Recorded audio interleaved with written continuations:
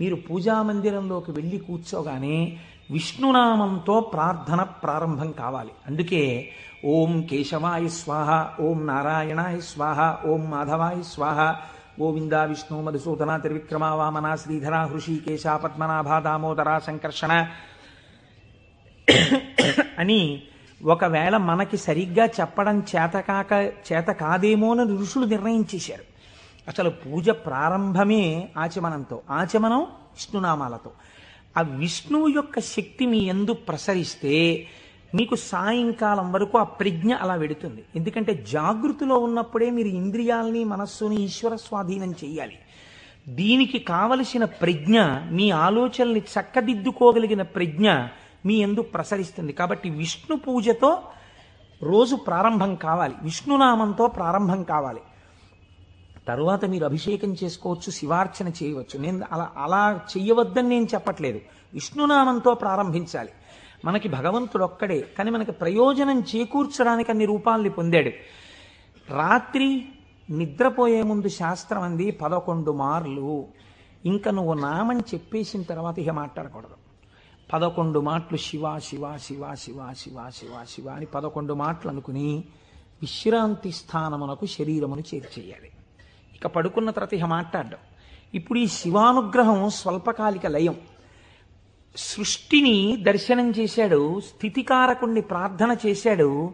ఈ రోజు చేసినటువంటి పనులన్నీ మంచి పనులైతే నిద్రలో నీకు సాత్వికమైనటువంటి ఆలోచనలు వస్తాయి. సాత్వికమైన ఆలోచనలతో, చిత్తశాంతితో, భయానకమైన కలలు రాకుండా హాయిగా నిద్రపుచ్చగలిగినటువంటి స్వరూపము స్వల్పకాలిక లయమైనటువంటి పరమశివ స్వరూపము.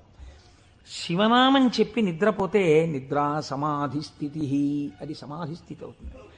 మళ్ళీ లేచాడు, మళ్ళీ సృష్టికర్త దర్శనం చేస్తాడు. తొలితలంపు ఏది వస్తోందో దాన్ని మీరు ఈశ్వరుడి వైపుకి తిప్పడం అలవాటు చేయాలి మనస్సుకి ప్రయత్నపూర్వకంగా. ఫస్ట్ డిక్టం లోపల నుంచి ఏం రావాలో తెలుసా అండి, అది మీరు అలవాటు చేయాలి. అప్పుడు మీరు ఒక రోజుని, కాలమునందు ఒక రోజు అనబడేటటువంటి విభాగమును మహేశ్వరుడిగా మారుస్తున్నారు మీరు. ఇది మహేశ్వరార్చనము. ఒక రోజు మహేశ్వరుడైంది, మీరు ఆ మహేశ్వరార్చన చేత మీరు మహేశ్వరుడైనారు. ఎలా అంటే మొట్టమొదటి ఆలోచన బయటికి వస్తూనే మనస్సుకి ఒకటి అలవాటు ఉండాలి. ఏమిటో తెలుసా అండి అలవాటు? ఇది చిత్రంగా ఉంటుంది. చిలకకి సహజ స్వభావం ఏమిటి? మీరు ఒక పంజరంలోంచి బయటికి తీస్తే ఎగిరిపోవడం. కానీ కొంతమంది చిలక ప్రశ్న అని జ్యోతిష్యం చెప్పేవాళ్ళు ఉంటారు. వాళ్ళు పంజరంలోంచి తలుపు పైకెత్తి చిలకని బయటికి పిలుస్తారు. చిలక బయటికి వచ్చి ఎగిరిపోదు. ఎగిరిపోకుండా వచ్చి అక్కడ పెట్టిన పుస్తకాలని ముక్కు పెట్టి లాగి ఒక పుస్తకాన్ని నుంచి లోపలికి వెళ్ళిపోయి కూర్చుంటుంది. ఆయన తలుపు వేయలేదనుకోండి, అది ఎగరదు, అందులోనే కూర్చుంటుంది. అదేంటి స్వేచ్ఛగా ఎగిరే చిలక ఎగరకుండా ఇలాంటి పనులు చేయడం ఏంటి అంటే ఆయన అలా తర్ఫీదు ఇచ్చాడు దానికి, అందుకని అది అలా ప్రవర్తిస్తుంది.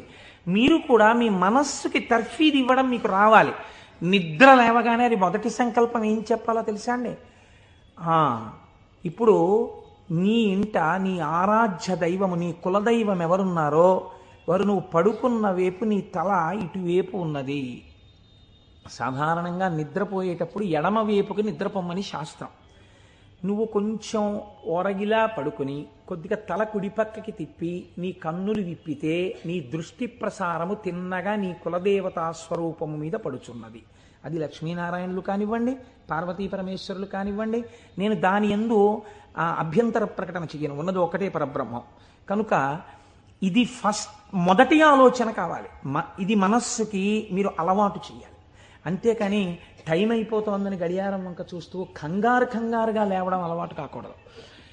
మీ తల ఇలా తిప్పి మీ కళ్ళు విప్పితే మీ మొట్టమొదటి దృష్టి ఇలా చెదురుతూ బాగా నిద్రపోయినటువంటి కనులలోంచి జరిగిన మొదటి కిరణ ప్రసారము పరమేశ్వర మూర్తి మీద పడడము చేత పరావర్తనము చెంది ఆ పార్వతీ పరమేశ్వర లేక లక్ష్మీనారాయణ దర్శనము ఇక్కడ జరిగి ఈ కంటితో చూసి లేచిన తర్వాత కాలు పెట్టే ముందు మనస్సు మళ్ళీ సముద్రవసనే దేవి పర్వత స్తనమండలే అని ఒక శ్లోకం చెప్పి కిందకి దిగగానే, గురువుగారు మీరు నాకు ఉపదేశం చేశారు, మీరు చెప్పిన బుద్ధితో ఈనాటి నా రోజు గడుచుగాక అని నేల మీద పడి గురువుగారి పాదాల్ని ఒక్కసారి మనస్సులో ధ్యానం చేసి వారి పాదాలకి శిరస్సు తాటించి పైకి లేవడం.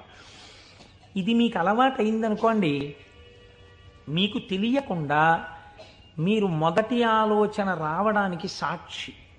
ఇప్పుడు ఈ ఆలోచనని మీరు ఒక దిశానిర్దేశం చేస్తున్నారు. ఇది స్థితికారకత్వం. అసలు నిజంగా ఒడిసి పట్టడం, ఇలా తిప్పడాన్ని యథార్థమునకు ఒక రోజును మహేశ్వరుడిగా మార్చుట కాకుండా ఎక్కడో మహేశ్వరుడు ఉన్నాడు, ఆయన సృష్టికర్త, స్థితికర్త, ప్రళయకర్త. మీరెప్పటికీ సృష్టికర్త, స్థితికర్త, ప్రళయకర్త దర్శనం చేస్తారు? లలితా సహస్రనామంలో, లలితా అష్టోత్తరంలో అమ్మవారికి ఒక నామం ఉంది, భావనామాత్ర సంతుష్టాయై నమః. మీ భావన ఎలా ఉందో దాని చేత ఆవిడ సంతుష్టురాలవుతుంది, ఆవిడ ఆనందిస్తుంది. ఇక్కడ మీరు భావన చేస్తుంటే ఈ శక్తి అంతా ఆవిడే. ఇక్కడ ఉన్న శక్తి, ఇక్కడ ఉన్నటువంటి ప్రకృతి వికారమైన శరీరం ఆవిడే. ఇది ఆయన్ని కోరుతోంది. దీన్ని దానితో కలపాలని ఆవిడ తెర పైకెత్తుతుంది. ఇది మాయా అన్న అవనిక ఒక రోజున పైకెత్తేస్తుంది ఆవిడ. అప్పుడు మీరు దాంతో కలుస్తారు. ఇది జీవితంలో అనుసంధాన ప్రక్రియగా వెళ్ళవలసినటువంటి మహేశ్వర స్వరూపం. అంతేకాని మహేశ్వర స్వరూపం అనగా ఏదో దేవతలందరి చేత పూజింపబడువాడు, నేను దాన్ని దోషం అంటలేదు, నేను తప్పంటలేదు. కానీ మీరు అలా అనుసంధానం చేసుకుంటే అది భక్తికి బాగా పనికొస్తుంది. అందులో నేను ఎంత మాత్రము దోషమెంచను. కానీ మీకు ఇది నిత్య జీవితమునందు అలవాటులోకి తెచ్చుకోవలసినటువంటి ప్రక్రియ. మీరు ఇలా దర్శనం చేస్తూ వెళుతున్నారనుకోండి, మీ లయ పరమశివుడు. మీరు ఇప్పటిదాకా ఎవరితో కలిసి ఉన్నారు అని అడిగారనుకోండి, నిద్ర లేవగానే మీరు ధైర్యంగా చెప్పగలగాలి, నేను ఇప్పటి వరకు కైలాసమునందు పార్వతీ పరమేశ్వరులతో కలిసి ఉన్నాను. అది నా నిద్ర. ఎందుచేత? నా నిద్రని నేను అలా స్వీకరించాను పడుకోబోయే ముందు. నేను లేచినప్పుడు నేను చతుర్ముఖ బ్రహ్మ దర్శనము చేత సృష్టికర్త దర్శనమే నా యొక్క మేల్కొనుట. నా పూజామందిర ప్రవేశము స్థితికర్త యొక్క ప్రార్థన. నా నిన్నటి రోజు సృష్టికర్త, స్థితికర్త, ప్రళయకర్తల యొక్క సమాహారము, మహేశ్వర స్వరూపముగా నా చేత ఉపాసన చేయబడిన కాలము. కనుక నేనెవరినయ్యాను? మహేశ్వరోపాసన చేత నేను ఒక మహేశ్వరుడనైనాను. ఇది మీ జీవితమునందు రావలసిన ప్రక్రియ. ఇలా చెయ్యగా చెయ్యగా చెయ్యగా చెయ్యగా భ్రమరకీటక న్యాయంలో ఒకనాడు మీరు ఆ స్వరూపాన్ని పొందుతారు. ఇలా కాకుండా వేరొక రకమైనటువంటి ఆలోచనతో జీవితం వెళ్ళిందనుకోండి, వ్యగ్రతతో, అసలు మీరు ఆత్మలోంచి విడిపడడంలో మీకు కృతజ్ఞతాభావం లేదు. ఆ నిద్ర పట్టింది, లేవడం దేనికోసం? న్యూస్ పేపర్ కోసం. న్యూస్ పేపర్ తీస్తే ఏముంటుంది? న్యూస్ పేపర్కి ఎప్పుడు ఏం కావాలంటే మళ్ళీ రేపు కూడా మీరు 3 రూపాయలు ఇచ్చి కొనుక్కోవడానికి తగినటువంటి ఉద్వేగమును మీ యందు కల్పింపగలిగినటువంటి ప్రధానమైన వార్తని హెడ్లైన్స్గా వెయ్యాలి. అది పేపర్ టెక్నిక్. అంతేగాని మీ మనస్సుకి ఉల్లాసమును కల్పించేటటువంటి ఒక సాత్వికమైన విషయాన్ని తీసుకొచ్చి హెడ్లైన్స్గా వాళ్ళు ఎందుకు వేస్తారు? పేపర్ని కూడా మీరు దోషం పట్టకూడదు. అది వాళ్ళ యొక్క జీవన విధానం, అది పేపర్ యొక్క లక్షణం. అందరూ అలా కోరుకుంటున్నారు. కాబట్టి అందులో ఉద్వేగం ఉండి తీరుతుంది. ఉద్వేగము ఉండి తీరుతున్న విషయాన్ని నువ్వు ముందెళ్ళి పట్టేసుకుని పూజామందిరంలోకి వెళ్ళారనుకోండి, ఇప్పుడు మీ మనస్సు ఏమవుతుందంటే ఈ ఉద్వేగపూరితమైన విషయాన్ని మనస్సు పట్టుకుంది కాబట్టి దాన్ని పట్టుకు తిరుగుతుంటుంది. ఇక్కడ ఓం కేశవాయ స్వాహ, ఓం నారాయణాయ స్వాహ, ఓం మాధవాయ స్వాహ అంటుంటాడు. కానీ చూసా అక్కడ ఎలా అయిందో, ఎలా దెబ్బలాడుతున్నారు, ఏమిటో ఈ లోకం. ఇంకెందుకు పూజ అంటే పట్టుకోకూడని వస్తువును ముందు పట్టుకుని నువ్వు ప్రారంభం చేశావు. మనస్సు చించలమైంది. దానికి సాత్విక భావనతో ప్రారంభం చెయ్యాలి. పరమ సత్వగుణ ప్రధానుడై, స్థితికారకుడై మీ మనస్సుని ఆహ్లాదపూరితముగా ఉంచి ఈశ్వరాభిముఖం చేయగలిగిన శక్తి విష్ణు శక్తి. అందుకని విష్ణునామంతో రోజు ప్రారంభం కావాలి. కనుక ఇది మీరు నిత్య జీవితంలోకి మహేశ్వర స్వరూపాన్ని తెచ్చుకోవలసినటువంటి విధానం. ఇప్పుడు ఈ మహేశ్వరుడు మీరు మామూలుగా వాంగ్మయ రీత్యా చూసినప్పుడు ఈయన నియంత నియంత అన్న మాట నేను తేలికగా ఎందుకు వాడేశానో తెలుసా అండి? అది పౌరాణికమైన భాషలో వాడబడిన మాట కాదు. నువ్విలా ఎందుకు చేశావు అని వేరొకరు అడగలేనివాడు. ఈ ఈశ్వరుడు యొక్క స్థితి ఎలా ఉంటుందంటే అసలు మీరు అలా అడగడానికి వస్తువును ఆయన మీకు దూరం చెయ్యాలి, మీ చేత ఏడిపించాలి. అది ఆయన తప్ప ఒప్ప? మీరు చేసిన పాపపుణ్యాలను ఆయన లెక్క రాసుకున్నాడు. నాకు వద్దు అంటే, నాకు దుఃఖం వద్దంటే చెయ్యకు పాపం. దుఃఖం వద్దనుకుంటే పాపం చెయ్యకు. ఈశ్వరుడు నీకు పుణ్యమే చేస్తే నీకు సుఖమే ఇవ్వడానికి ఆయన సిద్ధంగా ఉన్నాడు. నువ్వు బురదగుంటలో పడుకుని నాకు పన్నీటి వాసనలు కొట్టాలి నా శరీరం అంటే ఎందుకు కొడుతుంది? ఎలా కొడుతుంది? నువ్వు ఏం చేశావో దాని ఫలితాన్ని నువ్వు పొందుతుంటావు. కాబట్టి ఈశ్వరుడు నీ కంటికి కనపడి ఫలితాన్ని ఇవ్వడు, వెనక నుండి ఫలితాన్ని ఇస్తాడు. ఇదే పోతన గారు అంటారు, స్త్రీ పురుష నపుంసకమూర్తియును కాక తిర్యక అమర నరాది మూర్తియును కాక కర్మ గుణ భేద సరసత్ప్రకాశి కాక వెనుకనన్నియుతానగు విభుతలంతు. ఆ వెనకనున్న పరమాత్మ ఉన్నాడే, నేను ఆయనకి నమస్కరిస్తున్నాను అన్నారు. ఇప్పుడు చూడండి, ఆ మహేశ్వర శబ్దం గురించి అన్నారు, త్వం ఈశ్వరాణం పరమం మహేశ్వరం తం దేవతానాం పరమంచ దైవతం. దేవతలందరూ కూడా ఎవరిని ప్రార్థన చేసి నమస్కరిస్తారో, సర్వ జగత్తుని ఎవడు నియమించి పోషించి రక్షించుతున్నాడో, ఎవడు దీనిని నిలబెడుతున్నాడో, ఎవడు తనలోకి తీసేసుకుంటున్నాడో వాడే మహేశ్వరుడు. వాడు సర్వజగన్నియామకుడు, వాడు పరబ్రహ్మమై ఉన్నాడు. ఇటువంటి పరబ్రహ్మము నీకెక్కడ దర్శనమవుతుంది అని అడిగారు. చూడవచ్చా? నాకు ఎప్పుడైనా ఇలాంటి వాడిని ఒకసారి చూడాలనిపించింది అంటే శాస్త్రం అంది, మహేశ్వర దర్శనము చెయ్యడానికి మహేశ్వర దర్శనము చెయ్యాలన్న తాపత్రయము నీకు కలగాలి అంది. ఇదొక చిత్రమైన మాట అండి. మీరు కొంచెం జాగ్రత్తగా ఆలోచించండి. ఒక మహాపురుషుడు ఒక ఆయన ఉన్నాడు ఈ లోకంలో. కృష్ణావధానుల గారని ఒక ఆయన ఉన్నారు. ఆయన ఒక మహాపురుషుడు. వేదం చదువుకోవడం కాదు, చదువుకున్న వేదాన్ని నిరంతరము అనుష్ఠానములోకి తెచ్చుకున్నవారు. అంతటి మహాపురుషుడు ఆయన.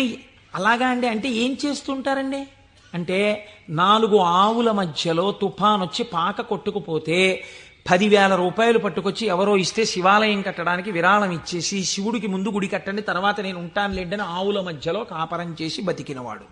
అంతటి మహానుభావుడు. తను నమ్ముకున్న వేదాన్ని నిరంతరము ఆచరణలో పెడతారు. వారు నా గృహప్రవేశానికి వచ్చారు.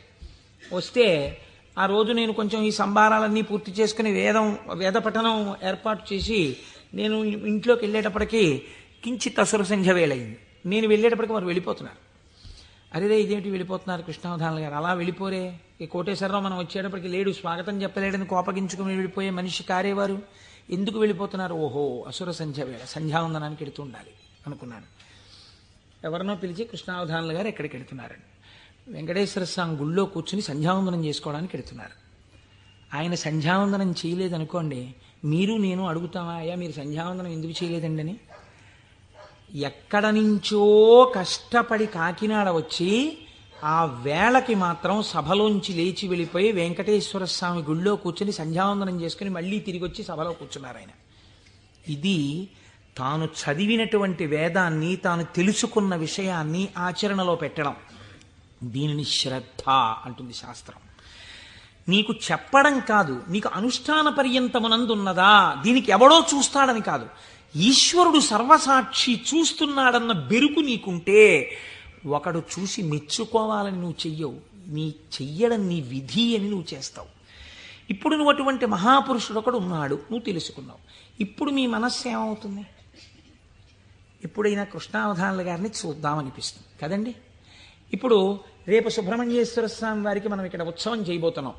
ఆ సుబ్రహ్మణ్యేశ్వర స్వామి వారికి ఉత్సవం చేసిన రోజున కారు దిగి నడవలేక శిష్యులు పట్టుకుంటే కృష్ణావధానులు గారు వచ్చి ఇక్కడ కుర్చీలో కూర్చున్నారనుకోండి, మీ ప్రయత్నం లేకుండా వారు కోటీశ్వరుడని కాదు, వారు పెద్ద ఆఫీసర్ అని కాదు, మోకాళ్ల మీదకి పంచె కట్టుకుని లాల్చీ కూడా వేసుకోకుండా ఓ ఉత్తరీయం కప్పుకుని గుండు చేయించుకుని పిలక పెట్టుకుని 3 విభూతి రేఖలు పెట్టుకుని బొట్టు పెట్టుకుని సరిగ్గా కనపడక కళ్ళు చిప్పిలించి చూస్తున్న కృష్ణావధానులు గారు అడుగు తీసి అడుగేస్తుంటే మీ అందరి చేతులు ఇలా అంటాయి. ఎందుకంటాయి? ఆయన ఒక మహాత్ముడన్న ఎరుక మీకు కలిగింది. ఈ ఎరుక లేకుండా మీరు దర్శనాన్ని వాంఛిస్తారా? మీరు ఒకసారి ఈ శివమహాపురాణాన్ని వినడం అంటే ఒక కథ కింద వినే ప్రయత్నం మీరు చేయకండి. అది మీ జీవితాన్ని అభ్యున్నతి మార్గంలోకి తీసుకెళ్ళదు. దాన్ని మీ నిత్య జీవితంలో మీకు ఎలా ఉపయోగపడుతుందో మీరు ఆలోచించండి. పరమాచార్య స్వామి ఎక్కడ మాట్లాడినా ఎప్పుడు మాట్లాడినా అలాగే మాట్లాడేవారు. ఎప్పటి కథల కిందో వారు మాట్లాడేవారు కాదు. ఇప్పుడు నీకు ఎలా పనికి వస్తుందో వారు మాట్లాడేవారు. అది ఒక సద్గురువుకు ఉండవలసిన లక్షణం. అందుకే నడిచే దేవుడయ్యారు మహానుభావుడు. కాబట్టి చూడండి, ఇప్పుడు మీకు కృష్ణావధానులు గారు అంటే తెలిసింది, వారిని చూడాలి అనిపిస్తుంది. ఉదాహరణకి వారు రాలేదనుకోండి సుబ్రహ్మణ్యోత్సవానికి, ఎందుచేతంటే వారి శరీరం చాలా డస్సిపోయింది, పెద్దవారు అయిపోయారు. కానీ మీరేమంటారు? కృష్ణావధానులు గారు ఎక్కడ ఉంటారంటే ఒకసారి వెళ్ళి మేము దర్శనం చేసుకొస్తాం అంటారు. అమ్మ, ఈ టైంలో వెళ్ళండి, ఈ టైం కాకుండా వెళ్ళకండి, వారికి ఇబ్బంది, పెద్దవారు అయిపోయారు, ఈ సమయంలో వెళ్ళండి, దర్శనం ఇస్తారు. మీరేం చేస్తారు? ఇంత డబ్బు పాడు చేస్తున్నాం, పోతే పోయింది, కారుకి ఓ 500 పెట్టుకుని వెళ్ళొద్దాం అని ఒక ఆదివారం నాడు పొద్దున అలా కృష్ణావధానుల గారి దగ్గరికి వెళ్ళొచ్చిన వాళ్ళు ఎంతమందో నాకు తెలుసు. కారు వేసుకుని వెళ్ళి ఓ 1 డజన్ అరటిపళ్ళు ఏవో ఇచ్చి ఒక్కసారి ఆయన్ని చూడగానే, ఇప్పుడు మీకు ఆయన గురించి ఆయన ఏం చెప్పుకోరుగా, కానీ మీరు ఆయన్ని చూస్తుంటే, ఆయన కూర్చుంటే, మీరు ఎక్కడి నుంచి వచ్చారమ్మా అని అడుగుతుంటే, ఆయన ఏదో 4 శ్లోకాలు చెప్తుంటే, ఆ గొంతు తడబడిపోతుంటే, పెద్దవారైపోయి వారు మాట్లాడుతుంటే మీ మనసు ఆర్ద్రమైపోతుంది. మీకు తెలియకుండా మీ కన్నుల వెంట నీళ్లు కారుతాయి. అబ్బా, ఏం మహాపురుషుడు, ఏం మహాపురుషుడని పటికి బెల్లం తినేసిన నోరు తీపిగా ఉన్నట్టు మళ్ళీ కారెక్కి వచ్చేస్తారు ఇంటికి. ఎందుకు వెళ్ళారు ఆ ఊరు 500 కారు చేయించుకుని? మీకు తెలిసింది కాబట్టి కృష్ణావధానులు గారంటే, కాబట్టి కదా మీరు దర్శనం చేశారు. మహేశ్వరుడు అంటే సృష్టికర్త, స్థితికర్త, ప్రళయకర్త అని నేను ఒక మాట చెప్పాను అనుకోండి, అది మీకు ఏం ఉపయోగపడుతుందని నేను ప్రశ్న వేస్తున్నాను, మీరు ఆలోచించండి. నేను ఈ మాట అన్నాను, అనుసంధానం మీరు కాలగతంలో ఒక రోజులోకి తెచ్చుకోండి, మీకు మహేశ్వర దర్శనం కలుగుతోంది అన్నాను. అది మీకు ఉపయుక్తం. మీరు చూడండి, నేనంటాను మహేశ్వరుడెవరో చూడాలన్న ఉత్సాహం కృష్ణావధానులు గారు ఎవరో తెలుసుకుంటే కలిగినట్టు, ఈశ్వరుణ్ణి చూడాలన్న ఉత్సాహం మీకు ఇక్కడ కలగాలంటే మీరు ఏం చేస్తే కలగదండి. నేను ఒక్క ఉదాహరణ చెప్తాను. నేను పూజ చేసుకోవడానికి కూర్చున్నాను అనుకోండి, ఓ బంతి పువ్వు చేత్తో పట్టుకున్నాను అనుకోండి. బంతి పువ్వు అన్న మాట ఎందుకు వాడానంటే చాలా తేలిగ్గా దొరికే పువ్వు, ₹1 ఇస్తే ఇన్ని పూలు ఇస్తారు. ఓ బంతి పువ్వు ఇలా పట్టుకున్నాను అనుకోండి, మీరు ఎప్పుడైనా చూడండి పువ్వు పైన వాసన వస్తుంది, బంతి పువ్వు యొక్క కాడ తుంపండిలాగా మంచి సువాసన వస్తుంది, కాడ తుంపితే సువాసన వస్తుంది. ఈశ్వర, ఏమి అమరిక, ఒక గొట్టం మీద ఇదే రంగు రేకులు ఇలా ఇలా ఇలా ఇలా ఇలా ఇంత మొగ్గని అందులో ఇన్ని దాచి అలా విచ్చుకునేటట్టు చేసి ఇంత అమరికగా ఇలా ఉండి వాటి మీద మళ్ళీ ఓ వరస, వాటి మీద ఓ వరస, వాటి మీద ఓ వరస, మధ్యలో ఓ 5, ఇంత అందంగా తయారు చేసిన శిల్పి ఎవడు? ఎక్కడున్నాడు ఈ శిల్పి? ఈ పువ్వు నేను పూజామందిరంలో భగవంతుడి పాదముల దగ్గర వేసి రేపిలా తీస్తే, కాడ పట్టుకుంటే ముందు రోజు పైకి లేచిన పువ్వు ఇవాళ కాడ పట్టుకుంటే ఇలా ఒరిగిపోయింది. ఈశ్వరుడి పాదాల మీద ఒరిగిపోవడం ఓ రోజంతా ఉండి నేర్చేసుకుని ఒరిగిపోతుంది. ఇప్పుడు అంత గుబాళింపు లేదు, అంత వాసన లేదు, ఆ రేకులన్నీ ఇలా ఒరిగిపోతున్నాయి. ఇంకొంచెం ముట్టుకుంటే దుర్గంధం వచ్చి చెమాయింపు వచ్చింది.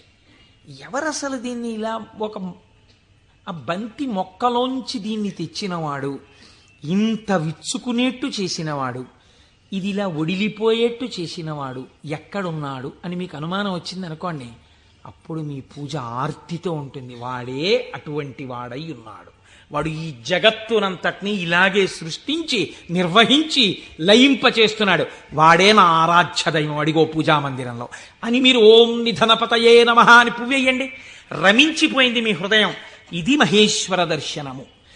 కాబట్టి ఇప్పుడు ఈ ఉత్సుకత, చూడాలి చూడాలి చూడాలి ఈశ్వరుణ్ణి అన్న తాపత్రయం మీరు సృష్టి స్థితి లయానుసంధానము నిరంతర ప్రక్రియగా చెయ్యడంలో ఉంటుంది. ఈ చెయ్యడంగా ఉంటే ఈశ్వరుడు ఎవడు? ఇప్పుడు మీరు తెలుసుకున్నారనుకోండి మహేశ్వరుడు ఏం చేస్తుంటాడో, ఇది తెలుసుకోవడం వల్ల మీకు ఆనందం కలుగుతుంది. ఇప్పుడు ఆయన సర్వజ్ఞత, తృప్తి, అనాదిబోధ, స్వతంత్రత, నిత్యమలుప్త శక్తి, అనంత శక్తిశ్చ విభోర్విధిజ్ఞా షడాహురంగాని మహేశ్వరస్య అంది శాస్త్రం. ఆయన సర్వజ్ఞత.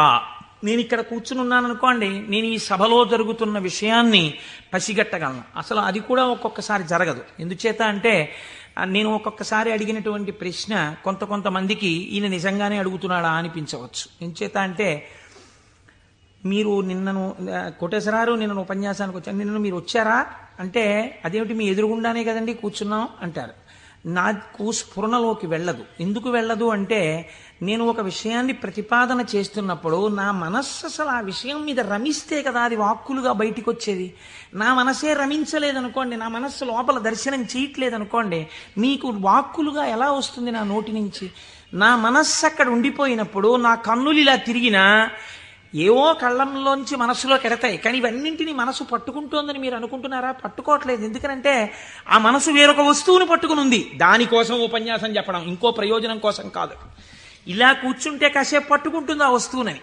కాబట్టి ఇప్పుడు అది పట్టుకుని ఉంది, కాబట్టి ఇది పట్టుకోదు, ఇది వదిలిపెట్టేసింది. కాబట్టి కన్ను చూసినా మనస్సు పట్టుకోకుండా వదిలిపెడుతోంది. అలా మీకు నా యొక్క సర్వజ్ఞత యందు ఒక పరిధి ఉంది. నేను ఇక్కడే ఉన్నా నాకు కొన్ని తెలియవు. ఈశ్వరుడు అలా కాదు. మహేశ్వరుడంటే సమస్త ప్రాణుల యొక్క హృదయగతమైన అభిప్రాయములను కూడా తెలుసుకోగలడు. మీరు బాగా గుర్తుపెట్టుకోండి. మీరు చేస్తున్న పూజని చూసి నేను పూజ చేసుకుంటున్నాను అనుకోండి, ఉదాహరణ, వేరొకరి మీద ఎందుకు పెట్టాలి? నేను పరమ డాంబికంగా ఇన్ని పువ్వులు పెట్టుకుని ఓం నిధనపతయే నమః, ఓం నిధనపతాంతికాయ నమః, ఓం ఊర్ధ్వాయ నమః, ఓం ఊర్ధ్వలింగాయ నమః అన్న పూజామందిరంలో కూర్చుని పుష్పార్చన చేస్తున్నాను అనుకోండి. మీరు కోటేశ్వరరావు గారు ఉన్నారా అండి అని హాల్లోకి వచ్చి కూర్చున్నారనుకోండి. ఆహాహా, ఏం పూజ చేస్తున్నాడండి కోటేశ్వరరావు, నిజంగా ఏమి ఉచ్చారణ, ఏమి నామాలు చెప్తున్నాడు అని మీరు ఇక్కడ గబగబా సోఫాలో కూర్చున్న వారి కింద కూర్చుని కళ్ళు మూసేసుకుని, ఇప్పుడు ఆయన ఇలా పువ్వులు వేస్తుంటారు, ఇలా నామం చెప్తుంటారని మీకు ఆ నామాలు రాకపోయినా మనస్సులో ఇలా ఇలా మీ చెయ్యి అంటూ మీరు పువ్వులు వేసేస్తూ మీరు కూర్చున్నారు. అక్కడ పూజ చేస్తున్న నేను నామాలు నోటితో చెప్తున్నాను, కానీ నా మనస్సు రేపు ఉదయం నేను పెళ్లికి వెళ్ళాలి, ఈ పెళ్లికి వెళ్ళినప్పుడు మనం 10ంటికి ఆఫీస్కి వెళ్ళిపోగలమా, లేకపోతే ఒక గంట పర్మిషన్ పెట్టి 11 గంటలకు వెళ్ళిపోగలమా, ఒకవేళ వాళ్ళు భోజనానికి ఉండిపోమ్మంటే దీన్ని వంట చేయమని చెప్పడమా, అక్కర్లేదులే భోజనానికి ఎడదామందామా, భోజనానికి ఎడదామంటే ఇది మీరు వచ్చి నన్ను తీసుకెడతారా ఆఫీస్కి అయితే అంటుందేమో. ఇప్పుడు ఎక్కడున్నాను నేను వాళ్ళ ఇంట్లో పెట్టే భోజనం దగ్గర ఉన్నాను. పైకి ఏం చేస్తున్నాను? ఓం నిధనపతయే నమః, ఓం నిధనపతాంతికాయ నమః. నా పూజ వింటున్నవాడు, హాల్లో కూర్చున్నవాడు ఏం చేస్తున్నాడు? ఆయన కోటేశ్వరారు ఎంత బాగా పూజ చేసుకుంటున్నారో అని తను వచ్చిన పని మర్చిపోయి తను రమించిపోయి ఇక్కడ ఈశ్వరుణ్ణి చూస్తాని పాదాల మీద బొడ్డు మల్లెలు వేసేస్తున్నాడు. ఇప్పుడు పూజ చేసిన ఫలితం ఈశ్వరుడు ఎవరికి వేస్తాడో తెలుసా అండి? హాల్లో కూర్చుని ఆయనకి వేస్తాడు. కోటేశ్వరరావుకి ఏం వేస్తాడో తెలుసా అండి? ఆయన పూజ చేసుకునేటట్టుగా గట్టిగా నామాలు చెప్పిన ఫలితం వేస్తాడు. చూసారా? ఇది సర్వజ్ఞత. ఇది మీకు దొరకదు. మీరేమంటారు? నేను బయటకు వస్తే కోటేశ్వరరావు పూజ చేసుకున్నారంటారు. హృదయగతమైన అభిప్రాయమును పట్టగలిగిన వాడు. అందుకే శివానందలహరిలో శంకరాచార్యుల వారు మాట అన్నారు, వటుర్వా గేహీవా ఇతిరపి జటీవా తదితరో నరోవా యక్కశ్చిద్భవతు భవకింతేన భవతి యదీయం హృత్పద్మం యది భవతధీనం పశుపతేః తదీయస్త్వం శంభో భవసి భవభారంచ వహసి. నువ్వు వటువా మాకు చెప్పకు. నేను ఉపనయనం చేసుకున్న వటువునండి, ఏం కావాలి మాకైతే? నువ్వు సంధ్యావందనం చేస్తావా, గాయత్రి చేస్తావా చెప్పు. గేహీవా, నేను గృహస్థాశ్రమంలో ఉన్నాను, అయితే ఎవరికి గొప్ప? గేహీవా యతిరపి జటీవా తదితరో, అబ్బో మిగిలిన ఆశ్రమాలు ఏవైతే కానివ్వండి, మాకేమిటి గొప్ప? ఇవి కాదు. నీ మనస్సుని ఈశ్వరుడి పాదముల మీద పెట్టడం నీకొచ్చా? నీకొస్తే చెప్పు. ఈశ్వరుడు నీ వెంట పరిగెడుతున్నాడు. నీ మనస్సు అక్కడ పెట్టడానికి నువ్వు చేస్తున్నటువంటి పరిశ్రమకు పూజ అని పేరు. నీకు అది అలవాటు అవ్వడానికి పూజ చేస్తున్నావు. నువ్వు అది అలవాటు అయిపోతే ఎక్కడున్నా పూజ చేయగలవు. అంటే దాని అర్థం పూజ మానేయమని కాదు. కాబట్టి హృదయగతాభిప్రాయమును పట్టగలిగినటువంటి వాడు. ఇది సర్వజ్ఞత, స్వతంత్రత. ఇవి రెండు ముడిపడి ఉంటాయి ఈశ్వరుడితోటి. అన్నీ చూస్తుంటాడు. ఏకకాలమునందు సమస్త చరాచర జగత్తులో ఉన్నటువంటి ప్రాణుల యొక్క హృదయాంతర్గత భావములను తాను చూస్తాడు. చూసి ఆ భావముల యొక్క పరిపుష్టి చేత మోక్షాన్ని కూడా అనుగ్రహించేస్తాడు. మీకు పైకి దొరకదు. మీకు ఒక్క నాటికి పైకి చూస్తే దొరకదు. నేను మీకు దీనికి ఒక ఉదాహరణ చెప్తాను. మనం ఇవి వినటం చేతనే పరమశివుడు ప్రసన్నుడవుతాడు. పెరియ పురాణం అని మనకి నాయనార్ల చరిత్ర చెప్తుంది. అందులో శాక్య నాయనార్ అని ఒక నాయనార్. ఆయనకి గొప్ప శివభక్తి తత్పరుడు. కానీ ఆయన ఉన్నటువంటి రోజులు ఎటువంటివంటే శివుడి గురించి మాట్లాడడం కానీ, శివ అన్న నామం చెప్పడం కానీ, శివార్చన చెయ్యడం కానీ కుదరనటువంటి భయంకరమైన పరిస్థితులలో ఆనాటి రోజులున్నాయి. లోపల పరమభక్తి, శివారాధన చెయ్యాలని. కాంచీపురంలో ఉండేవాడు మహానుభావుడు. శివలింగాన్ని ఒక దాన్ని తీసుకొచ్చి రోడ్డు మీద పెట్టారు ఆ రోజుల్లో. ఈయన కోరిక ఏమిటంటే మనసులో ఒక్కసారి ఆ శివలింగం దగ్గరికి వెళ్ళి ఇన్ని పువ్వులు పట్టుకొని కాస్త 2 నామాలు చెప్ప శివలింగం మీద పూలెయ్యాలని. ఆ రోజుల్లో పరిస్థితి ఏమిటంటే శివలింగం మీద పూలు ఎవడైనా వేశాడో, శివుడికి నమస్కరించాడో ప్రళయమే. కాబట్టి ఇప్పుడు ఎలా శివ పూజ చేయడం? ఆయన ఏమించుకున్నాడంటే మార్గం, శివార్చన చేయని వాడిలా పైకి కనపడాలి, లోపల శివార్చన చేస్తున్న కోరికకి తీరాలి.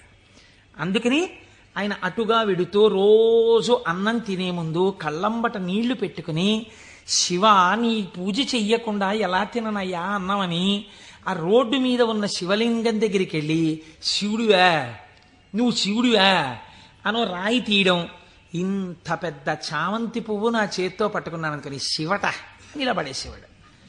లోపల చామంతి పువ్వు వేశాను, శివుడివా అని మళ్ళీ ఇలా తీయడం, శివ అని మళ్ళీ ఇలా ఓ రాయేయడం. ఇంత బొడ్డు మల్లె వేశాను. పరమశివుడి పాదాల మీద ఏం పడ్డాయో తెలుసా అండి? చామంతి పూలు, మల్లెపూలు పడ్డాయి. చూసే వాళ్ళందరూ ఏమనుకున్నారో తెలుసా అండి?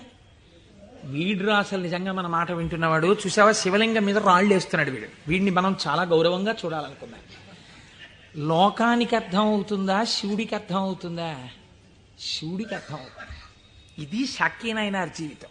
ఇంతే ఆయన పూజ. ఇది ఆర్తిలోంచి వచ్చిన పూజ. ఒకరోజు ఆయన అన్నం తినడానికి కూర్చున్నాడు, భార్య వడ్డించింది. వడ్డిస్తే అన్నం తినబోయాడు. శర్వహ అనో నామం జ్ఞాపకానికి వచ్చింది. ఈ అన్నం నాకు పెట్టినవాడు శంకరుడు, లోపలికెడితే జీర్ణం చేస్తున్నవాడు శంకరుడు, అగ్నిని ఆదేశించి అన్నాన్ని ఉడికేటట్టుగా నా ఇంట పాచకుణ్ణి చేసినవాడు శంకరుడు, నీటిగా ఈ అన్నం ఉడికేటట్టు కలిసినవాడు శంకరుడు. నేను శంకరుణ్ణి, నేను పశువు తిన్నట్టు ఈ అన్నం తినడానికి వచ్చాను. ఇవాళ శివలింగం మీద 4 పువ్వులు వేయడం మర్చిపోయానని అన్నపు పళ్ళెం దగ్గర లేచి భార్యకి చెప్పకుండా పరుగున శివలింగం దగ్గరికి వెళ్ళాడు. పూజ చేయకూడదు. పరిస్థితులు ఎలా ఉన్నాయి? నిలబడి 4 రాళ్ళు తీసి శివుడివా అని మళ్ళీ వేశాడు. వేస్తూ ఇంతకన్నా చెయ్యలేకపోతున్నానయా అని కన్నుల నీరు కార్చాడు. వెంటనే ఈశ్వరుడు ఆయనకి నటరాజమూర్తిగా సాక్షాత్కరించి తనలోకి కలిపేసుకున్నాడు. ఇప్పుడు మీరు చెప్పండి, శాక్యనాయనార్ జీవితంతో మీకేమర్థం అవుతోంది? మహేశ్వరుడన్న శబ్దం చేత మీ సంకల్పములను, మీ హృదయ శుద్ధిని, మీ చిత్తశుద్ధిని చూడగలిగినవాడు. ఇది ఆయన స్వతంత్రత. ఇప్పుడు మీరు బాహ్యంలో ఆయన లోపల చేసింది మీకు తెలియదు. అంటే శంకరుడి మీద రాళ్లు వేసినటువంటి వాడికి మోక్షం ఇచ్చినవాడు శంకరుడు అని మీరు సిద్ధాంతం చేశారనుకోండి, మీరు నేను అలా వేస్తే ప్రమాదాలు వస్తాయి. కాబట్టి లోపల ఏ భావనతో ఒక్క రాయి వేసినా దాన్ని భావనకి అనుగుణంగా తీసుకుని ఉద్ధరించి, చాలు పొంగిపోయాను రా నీ భక్తికని అన్నం విడిచిపెట్టి 4 రాళ్లతో పూజ చేసిన వాడికి మోక్షం ఇచ్చినవాడు. ఇలా చేస్తే మోక్షం ఇవ్వాలని ఏమైనా రూలుందా? అలా నియమాలు ఏమి ఉండవు. ఈశ్వరుడి స్వతంత్రత, ఆయన ఇయ్యగలడు.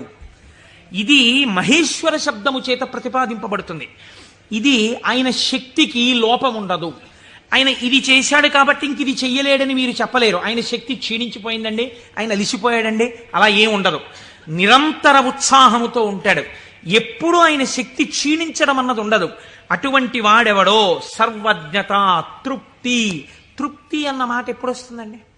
మీరు చూడండి, ఒక ఆయనకి పెద్ద బంగళా ఉంది, కానీ ఆయన ఎప్పుడు ఎక్కడ కూర్చుని ఉంటారంటే ఆ ఇంటి పెరట్లో ఓ చక్కటి పూల తోట ఉంది, అందులో ఆయన ఒక ఈజీ చైర్ వేసుకుని అందులో కూర్చుని ఉంటారు ఎక్కువ. మా దొరగారు ఎక్కువగా వేప చెట్టు కింద కూర్చుని ఉండేవారు. వేప చెట్టు కింద కూర్చుని దొరగారు ఉన్నారు కాబట్టి దొరగారు ఇంట్లో ఉండడానికి అవకాశం లేదు. ఐశ్వర్యవంతులు శిష్యులున్నారు. ఏమిటి ప్రారంధం? ఇన్ని కన్నాలతో ఉన్నటువంటి తువ్వాలతో ఎలా తుడుచుకుంటున్నారు? మీకు ఒక మంచి తువ్వాలే కొనివ్వలేమా అన్నారంటే ఆయన అన్నారు, ఎవరు చెప్పారు మీకు నా తువ్వాలు కన్నాలతో ఉందని? సహస్రాక్షుడే నా తువ్వాలు, ఇంద్రుణ్ణి తువ్వాలుగా తుడుచుకుంటున్నాను, అందుకే చూడండి దానికి 1000 కళ్ళుంటాయన్నారు. ఇది తృప్తి. తనకిది లేదన్న భావన ఉండదు. అంతా నాదే, నాది కాందేమిటన్న భావనతో బతుకుతారు పెద్దలు. కాబట్టి అటువంటి తృప్తి మహేశ్వరుడి సొత్తు. కాబట్టి ఇటువంటి స్వతంత్రత, ఇటువంటి శక్తి కలిగిన వాడు ఏదైనా చేయగలడు. ఇక్కడ మనకి ఒక అనుమానం వస్తుంది, ఏమన్నా అంతా బాగుంది కానీ మనందరికీ ఎందుకండి అలా కనపడదు? మరి మనందరికీ కూడా అలా తెలిసిపోయి హాయిగా భావన లోపల నాటుకుపోయింది అనుకోండి, ఇంకా మనందరం మీరు చెప్పేది ఏముంది, రేపు పొద్దున్న నుంచి మీరు కింద కూర్చోండి మేము అందరం చెప్తాం, ఆ పతంజలి చెప్పినట్టు 1000 నాలుకలతోటి అంటే మరి ఎందుకు నిలబడదు? ఇది మీరు చాలా జాగ్రత్తగా కనిపెట్టవలసినటువంటి రహస్యం శాస్త్రంలో. మాయినంతు మహేశ్వరం, ఆయన మాయ ఆయనని చూడకుండా మిమ్మల్ని అడ్డగిస్తుంది. ఆ మాయ ఆయన అనుగ్రహం చేతనే తొలగుతుంది. మాయ అంటే ఉన్నదా లేనిదా? ఉన్నట్టు కనపడి లేనిది. అది చిత్రం. అది ఎవరిది? ఈశ్వరుడిదే. ఈశ్వరుడిదే అయిన మాయ ఈశ్వరుణ్ణి కనపడకుండా చేస్తుంది. ఏమిటండి మీ మాటలు అయోమయంగా ఉన్నాయి? నేను మీకు ఉదాహరణ చెప్తాను. మేఘం ఎవరి వలన వచ్చింది? సూర్యుడి వలనే వచ్చింది. సూర్యుడు సముద్రములో ఉన్నటువంటి నీటిని లాగాడు. నీటిని లాగితే నీటి ఆవిరిగా వచ్చి మేఘం ఏర్పడింది. ఈ మేఘం సూర్యుడికి అడ్డొచ్చింది. ఇప్పుడు సూర్యుడు కనపడ్డా? కనపడ్డ మేఘం అడ్డొచ్చేసింది. సూర్యుడి చేత తపింపబడిన సముద్ర జలములు ఆవిరిగా పీల్చబడితే మేఘమై సూర్యుడినే అడ్డినట్టు ఈశ్వరుడు యొక్క శక్తియే మాయగా పరిణమించి ఈశ్వరుడు కనబడకుండా చేస్తుంది. ఈ మాయ తొలగడం ఎవరి వల్ల తొలగుతుందో తెలుసా అండి? ఈశ్వర వాక్కు వలన, ఈశ్వర స్వరూపులైన గురువాక్యముల వలన. నిరంతర గురువాక్య శ్రవణమే మాయ తొలగుటకు సాధనము. అందుకే గురువు లేని విద్య గుడ్డి విద్య. ఆ గురువు అనుగ్రహం ఉంటే తప్ప మాయ తొలగదు. ఈ మాయ చిత్రంగా ఉంటుంది. ఎంత చిత్రంగా! మాయ యొక్క స్వభావమేమి మీకు తేలిక మాటల్లో చెప్పాలంటే, ఇప్పుడు నేను దాని గురించి పెద్ద చర్చ చెయ్యకుండా చెప్పాలి అంటే, మాయ వలన వచ్చేటటువంటి ఉత్తర లక్షణము కామక్రోధములు. ఎందుచేత? వెంటనే ఈశ్వరుడితో ఉన్నటువంటి పట్టు విడిచిపెట్టేసుకుని తన యందు పెట్టేసుకుంటాడు. పెట్టేసుకుని ఈశ్వర దర్శనమాగి ఇదంతా నా ప్రజ్ఞ అంటాడు. అనగానే మాయ ఏర్పడిపోయిందనమాట. అంతే. ఏర్పడి కామక్రోధములతో కొట్టుమిట్టాడుతుంటాడు. మీరు ఒక్క విషయం, నేనిప్పుడు ఒక విషయాన్ని చెప్పబోయే ముందు నేనిప్పుడు శివమహాపురాణంలోంచి ఒక ఆఖ్యానాన్ని అనుసంధానం చేయబోతున్నాను. ఇది చెప్పబోయే ముందు నేను ఒక విషయం చెప్పకుండా మొదలు పెడితే ఒక ప్రమాదం ఏర్పడేటటువంటి అవకాశం ఉంది. ఒక 95 సంవత్సరాల వృద్ధుడు అలా వెళ్ళిపోతూ ఉపన్యాసం అయిపోయిన తర్వాత ఒక ఆటో కింద పడబోయారనుకోండి. చూసిన వాళ్ళు, అయ్యయ్యో తాతగారు అదేంటండి అలా ఆటో కనపడలేదా మీకు అంత లైట్ వేస్తే? అంటే బాబు కళ్ళు డాజిల్ అయిపోయాయా, కనపడలేదు, పడిపోయాను అన్నారు అనుకోండి. మీరు ఏంటంటారు? గబగబా ఎత్తి తీసుకొచ్చి పక్కన కూర్చోబెట్టి, తాతగారు ఏమైనా దెబ్బలు తగిలాయా అండి అని ఆటో పిలిచి మాట్లాడి వారిని వారి ఇంటికి పంపిస్తారు. నాలాంటి ఒక దుఃఖపోతూ ఇలా ఇలా అడ్డు పెట్టి ఆటో కింద పడ్డాడు అనుకోండి, మీరు ఏమంటారు? ఏమయ్యా ఆ మాత్రం చూసుకోలేవా ఏంటి, అలా వెళ్ళిపోయి పడిపోయేంటి అంటారు కదా. ఒక అజ్ఞాని పడిపోయాడు అనుకోండి, అది పెద్ద విశేషంగా మీరు చెప్పక్కర్లా. ఎంతటి మహాత్ములు కూడా మాయకి ఎలా పడిపోతూ ఉంటారో మీరు తెలుసుకున్నారనుకోండి, దానికి ఎంత శ్రద్ధ అవసరమో మీకు అర్థమవుతుంది. కాబట్టి అలాంటివి చెప్పేటప్పుడు ఏ కోటేశ్వరరావు లాంటి వాడో కామమునకు వశుడైనాడు, క్రోధమునకు వశుడైనాడు అని చెప్తే అది పెద్ద విశేషం ఏంటంటే వాడు మా లాంటి వాడే అంటారు. కాదు, ఒక మహాపురుషుడు అలా వశుడైనాడు అనుకోండి. అందుకే వాళ్ళు మహాత్ములు ఎవరు తమ జీవితంలో సంఘటనలు దాచరు, రాసేస్తారు. మహాత్మా గాంధీ గారు జీవితంలో ఆటోబయోగ్రఫీ రాసుకున్నప్పుడు చెప్పుకున్నారు, చంద్రశేఖర పరమాచార్య స్వామి 73వ ఏట ఇప్పటికీ నన్ను ఆశ అప్పుడప్పుడు పట్టుకునే ప్రయత్నం చేస్తూ ఉంటుందని చెప్పుకున్నారు. మహాత్ములు దాచరు. కనుక చూడండి, శివమహాపురాణం మీకు ఈ జ్ఞానాన్ని ఉపదేశించడానికి ఒక అద్భుతమైన ఘట్టాన్ని తీసుకొచ్చింది. తీసుకొచ్చి బోధ చేసేటటువంటి ప్రయత్నాన్ని ప్రారంభం చేస్తోంది.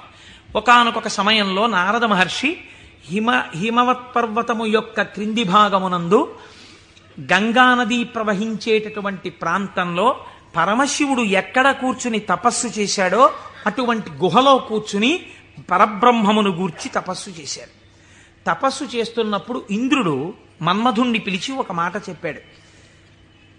తపస్సు చేస్తున్నాడా? తపస్సు అంటే భగవంతుని యందు మనస్సు లగ్నమై ఉండాలి. అది చంచలమవుతుందా లేదా పరీక్ష చేస్తుంటారు. కనుక నువ్వు వెళ్ళి వికారములను ఇంద్రియములకు చూపించి వశుడవుతాడేమో చూడమన్నారు. అంటూ ఇంద్రుడు అన్నాడు, హిమశైల గుహాయాం హి మునిస్తపతి నారద మనసోద్దిశ్య విశ్వేశం మహాసంయమమాన్ దృఢ. అడిగోనయా, మహాసంయమవాన్, సంయమి అయినటువంటి నారద మహర్షి తపస్సు చేస్తున్నాడు. మన్మథా నువ్వు అక్కడికెళ్ళి ప్రలోభ పెట్టి ఆయన తపస్సు భగ్నమయ్యేటట్టుగా చూడు. అగ్నియందు తప్తమైతే కదండి బంగారానికి కాంతి. పరిస్థితులను తట్టుకుని నిలబడినప్పుడు కదండి వాడు బ్రహ్మర్షి అవడం. కాబట్టి ఆ తపస్సుకి విఘ్నం పెట్టడం, ఆ తపస్సు సిద్ధించడానికి బాగా పుటం పెట్టడమే నా దృష్టిలో. ఇప్పుడు మన్మధుడు వెళ్ళాడు, ఏదో ప్రయత్నం చేశాడు, ఆయన ఏం లొంగలేదు. నారద మహర్షి యొక్క తపస్సు సఫలీకృతమైంది. ఆ తపస్సు పూర్తి చేసి ఆయన బయటికి వచ్చారు. చిత్రం చూడండి, ఇంతసేపు అన్నిటినీ విడిచిపెట్టి ఒక గుహలో కూర్చొని పరబ్రహ్మానుసంధానం చేసి గొప్ప తపస్సు చేసినటువంటి నారద మహర్షి ఎక్కడికి వెళ్ళారు? ఎవరి గురించి తపస్సు చేశారో వారిని సాకారముగా చూడ్డానికి కైలాస పర్వతానికి వెళ్ళారు. వెళ్ళి ఏమని చెప్పాలి? ఈశ్వర, మీ అనుగ్రహం నా చేత తపింపచేసి తపస్సునందు నాకు సాక్షాత్కరించి నాకు జ్ఞానభిక్ష పెట్టారని చెప్పాలి. కానీ ఆయన వెళ్ళి అన్నాడు, ఇది మాయ కమ్మడం అంటే ఎంత గమ్మత్తుగా ఉంటుందో చూడండి. ఈశ్వర, హిమవత్ పర్వత ప్రాంతంలో ఉన్నటువంటి గుహలో కూర్చుని నేను తపస్సు చేశాను. మన్మధుడు వచ్చి నా మీద బాణాలు వేసే ప్రయత్నం చేశాడు. కానీ నేను ఆ మన్మథ బాణములను లెక్క పెట్టలేదు. కామమును జయించాను అంటే ఈశ్వరుడు చేసిన పని నేను చేశానని చెప్పుకోవడం సోత్కర్ష. కాబట్టి నేను కామమును జయించాను, జయించి నేను తపస్సు యందు సిద్ధిని పొందాను అన్నాడు. అంటే శంకరుడు నవ్వాడు. ఇక్కడ మీరు శివుడు చెప్పిన మాటని చాలా గట్టిగా పట్టుకోవాలి. ఆయన అన్నాడు, బాగుందయ్యా, చాలా చక్కటి మాట చెప్పావు, చాలా సంతోషం. కాముణ్ణి జయించావా? మాటలా కాముణ్ణి జయించడం అంటే జయించిన వాడికి తెలుస్తుంది, అందుకు కదా నాకు వచ్చి చెప్పావు. నేను సంతోషించాను. కానీ నారదా, నీకొక్కటి చెప్తాను, గుర్తుపెట్టుకో. అయిననొక మాట చెప్పెదా, మానసమున నుంపు దీని మరువకుమెప్పుడున్ మౌనీంద్ర వైకుంఠునితో నుడువకు నీ తపంబు తోరపు సిద్ధిన్. నాకు చెప్పావు కదా నేను కాముణ్ణి గెలిచానని. నీకు అలవాటు కదా వైకుంఠానికి కూడా వెళ్ళి నారాయణ దర్శనం చేస్తావు. ఉన్నది ఒక్కటే పరబ్రహ్మమైన అన్ని రూపాలుగా చూడడంలో నీకు ఆనందం. అక్కడ మాత్రం ఇలా చెప్పకే, నా దగ్గర చెప్తే చెప్పావు అన్నారు. ఏదో ఇలాగే చెప్తాడు ఈ పెద్ద ఆయన, ఏడు పెద్ద పట్టించుకునేది అనుకున్నాడు. గురువుల మాట తిరస్కరించడం అంటే ఇదే. అనుష్ఠానములోకి రాని విద్య, అది శ్రవణమునకు పనికొస్తుంది అంతే. సినిమా కథలా ఎందుకది? అనుష్ఠానంలో పెట్టనప్పుడు ఎందుకు ఇంకా వేదాంత విద్య? ఇప్పుడు ఆయన బయలుదేరి ఎవరి దగ్గరికి వెళ్ళాడు? ఈయన దగ్గర నుంచి ఆయన దగ్గరికి వెళ్ళేటప్పుడు మధ్యలో తండ్రి గారు సృష్టికర్త దగ్గరికి వెళ్ళాడు. ఎవరు అసలు కాముణ్ణి గెలిచాడో ఆయన దగ్గరికి వెళ్ళి నీతో నేను ఈక్వల్ స్టేటస్ పొందానని చెప్పడం సంతోషం. అందులో ముందు శివుడి దగ్గరికి వెళ్ళాడు, తర్వాత నాన్నగారికి చెప్దాను లేని తండ్రి గారి దగ్గరికి వెళ్ళాడు. ఈ మాట నువ్వు శ్రీమన్నారాయణుడికి చెప్పకేం వైకుంఠంలో అన్నదాన్ని అసలు లక్ష్యమే పెట్టలేదు. అందుకని బ్రహ్మగారి దగ్గరికి వెళ్ళి ఈ మాట అడగలేదు. ఎందుకండి శివుడు ఇలా అన్నాడు అని అడగలేదు. అడగకుండా వెళ్ళి మళ్ళీ ఇదే చెప్పాడు బ్రహ్మగారి దగ్గర. నాన్నగారు నేను తపస్సు చేశానండి, మన్మధుడు వచ్చి బాణాలు వేశాడండి, అయినా నేను చెల్లించలేదండి, కాముణ్ణి గెలిచాను, తపస్సు యందు సిద్ధిని పొందాను అన్నాడు. అంటే బ్రహ్మగారు అన్నాడు, ఊరే నాన్న అలా అనకూడదురా, నేను నీకో మాట చెప్తాను విను. మున్నట శంకరుండు తపముల్ ఒనరించుచున్న మన్మధుండన్నిటలాక్షు గెల్వచని అంతము చెందే తదీయదేవి ఆ పన్నగ భూషణం కొలిచి భర్తననుంగునిగాగనుందే ఆ పుణ్యపు భూమి శాంకర విభూతి జయించితి నీవు కాముని. నువ్వు ఎక్కడ కూర్చుని తపస్సు చేశావో అక్కడ ఇతపూర్వం పరమశివుడు కూర్చుని తపస్సు చేశాడు. అక్కడికి మన్మధుడు వస్తే ఆయన తన మూడవ కంటి మంట చేత మన్మధుణ్ణి కాల్చేశాడు. మన్మధుడు బూడిదైపోయాడు. రతీదేవి ప్రార్థిస్తే వేరొక రూపంతో నీ భర్త నీకు కనపడతాడని వరం ఇచ్చాడు. ఆ ప్రాంతంలో మన్మథ బాణములు పనిచెయ్యకపోవడానికి కారణం ఇతపూర్వం శంకరుడు తపస్సు చేయడం. అక్కడికెళ్ళి కూర్చుని నువ్వు తపస్సు చేసి నేను గెలిచానంటావేమిటి? అలా చెప్పకూడదు, తప్పది. అందుకని నేను కాముణ్ణి గెలిచాననుకో, నువ్వు కాముణ్ణి గెలవడానికి కారణము ఇతపూర్వము ఈశ్వరుడు అక్కడ తపించుట. అది శివప్రజ్ఞ, నీ ప్రజ్ఞ కాదు, నువ్వు అలా అనకు అన్నాడు. అంటే మనం ఏదైనా సాధిస్తే ఇది ఈశ్వరానుగ్రహము చేత సాధింపబడినది అనాలి. అంతేకాని నారదుడు తప్పు చేశాడని మనం ఇంటికి వెళ్ళిపోతే ఇంకెందుకు? ఆయనకి తీర్పు చెప్పడానికి మనం అక్కర్లేదు. మనం కూడా ఏదైనా సాధించినప్పుడు ఇది ఈశ్వరానుగ్రహముతో సాధింపబడినది అన్నమాట మాత్రమే వాడాలి తప్ప మన యందు నిక్షేపించుకోకూడదన్నది. బ్రహ్మగారు ఈ మాట చెప్తే ఏమిటో నాన్నగారు కూడా ఇలాంటి మాటలన్నీ చెప్తారు. శంకరుడు తపస్సు చేస్తే మాత్రం నా మీద బాణాలు ఇస్తే నేను తట్టుకున్నానా లేదా? ఆయన చెప్పద్దని చెప్పాడు, విష్ణుమూర్తికి చెప్పక ఈ మాట అన్నాడు. ఎందుకని మీరు బాగా గుర్తించాలి. శాంభవీ మాయ, వైష్ణవ మాయ అని 2 మాటలు వాడతారు. పరమశివుడి భార్యగా శాంభవి ఏ మాయ స్వరూపంలో ఉంటుందో అదే వైష్ణవ మాయగా ఉంటుంది పురుష స్వరూపంతో ఉంటే. నువ్వు ఈ మాటలు చెప్తే నీకు బాగా అనుభవంలోకి వచ్చేటట్టు ఒకసారి దింపి పైకెత్తుతాడు, బాగా అనుభవంలోకి వస్తుంది, కొత్త కథ వస్తుంది. ఎందుకు వచ్చింది అక్కడ చెప్పకని చెప్పాడు ఆయన. పెద్ద బుద్ధితో చెప్పాడు, వినాలి కదా ఆయన. ఆయనకి మాయలో దిగి ఓసారి తొట్టుపడ్డమే బాగా నచ్చింది. మన బుద్ధి నారదుడి మీద పెట్టి చెప్పకూడదు, ఆయన మహానుభావుడు. నారదుడంటేనే జ్ఞానం, అంతటి వాడికి తప్పలేదు మాయ. ఇప్పుడు ఆయన వైకుంఠానికి వెళ్ళాడు. వైకుంఠానికి వెళ్ళి గబగబా ఎదురొచ్చి, ఏమిటి నారదా ఈ మధ్య కనపట్టలేదు అని ఎదురొచ్చాడు నారాయణుడు. ఎదురొస్తే ఏం చెప్పమంటారు స్వామి, నేను తపస్సు చేశాను, మన్మధుడు వచ్చి నా మీద బాణాలు వేశాడు, నేను చెల్లించలేదు, నేను తపస్సునందు సిద్ధి పొందానన్నాడు. అయిపోయింది, చెప్పద్దన్న చోట చెప్పేశాడు. అనకరా అన్న మాట అనేశాడు. ఏమొచ్చింది ఇప్పుడు దానివల్ల? నేను వెంకటాచలంలో దర్శనం 3 మాటలు చేశానండి. ఈ లైన్లోంచి వెళ్తున్నప్పుడు బయటికి వచ్చేసే లైన్లోంచి లోపలికి పంపించే లైన్లోకి దూరిపోయి 2 మాటలు దర్శనం చేసుకున్నాను అన్నారు అనుకోండి. అది పాపమా పుణ్యమా మీరు ఆలోచించండి. ఈశ్వరుణ్ణి దొంగచాటుగా మీకు ఆ టిక్కెట్టు మీద ఒక్కసారి చూసిరా, మీకు ఎంత దర్శనం లభ్యమైతే కోట్ల జన్మలు తపించిన వాళ్ళకి దొరకని ఈశ్వరుడు నాకు ఈ మాత్రం లభించాడని సంతోషంగా బయటకు వస్తే కృతార్థత. దొంగతనంగా దూరిపోయి 2వ మాట వెళ్ళొస్తే నాకు మీకు తెలియదేమో, ఈశ్వరుడికి తెలియదండి, వెంకటేశ్వరుడికి. అంటే దొంగతనంగా 2వ మాట వచ్చావా నన్ను చూడ్డానికి అని దానికి తగిన ఫలితం ఆయన ఇస్తే ఏమవుతావు? ఎందుకు వచ్చినల్లది? ఇవే అక్కర్లేని పనులు, చెయ్యొద్దన్న పనులు చేయడం అంటే ఇలాగే ఉంటాయి. కాబట్టి ఆయనకి చెప్తే ఆయన వెంటనే అన్నాడు, అబ్బబ్బబ్బ ఎంత గొప్ప పనో, ఏది మళ్ళీ చెప్పు అన్నాడు.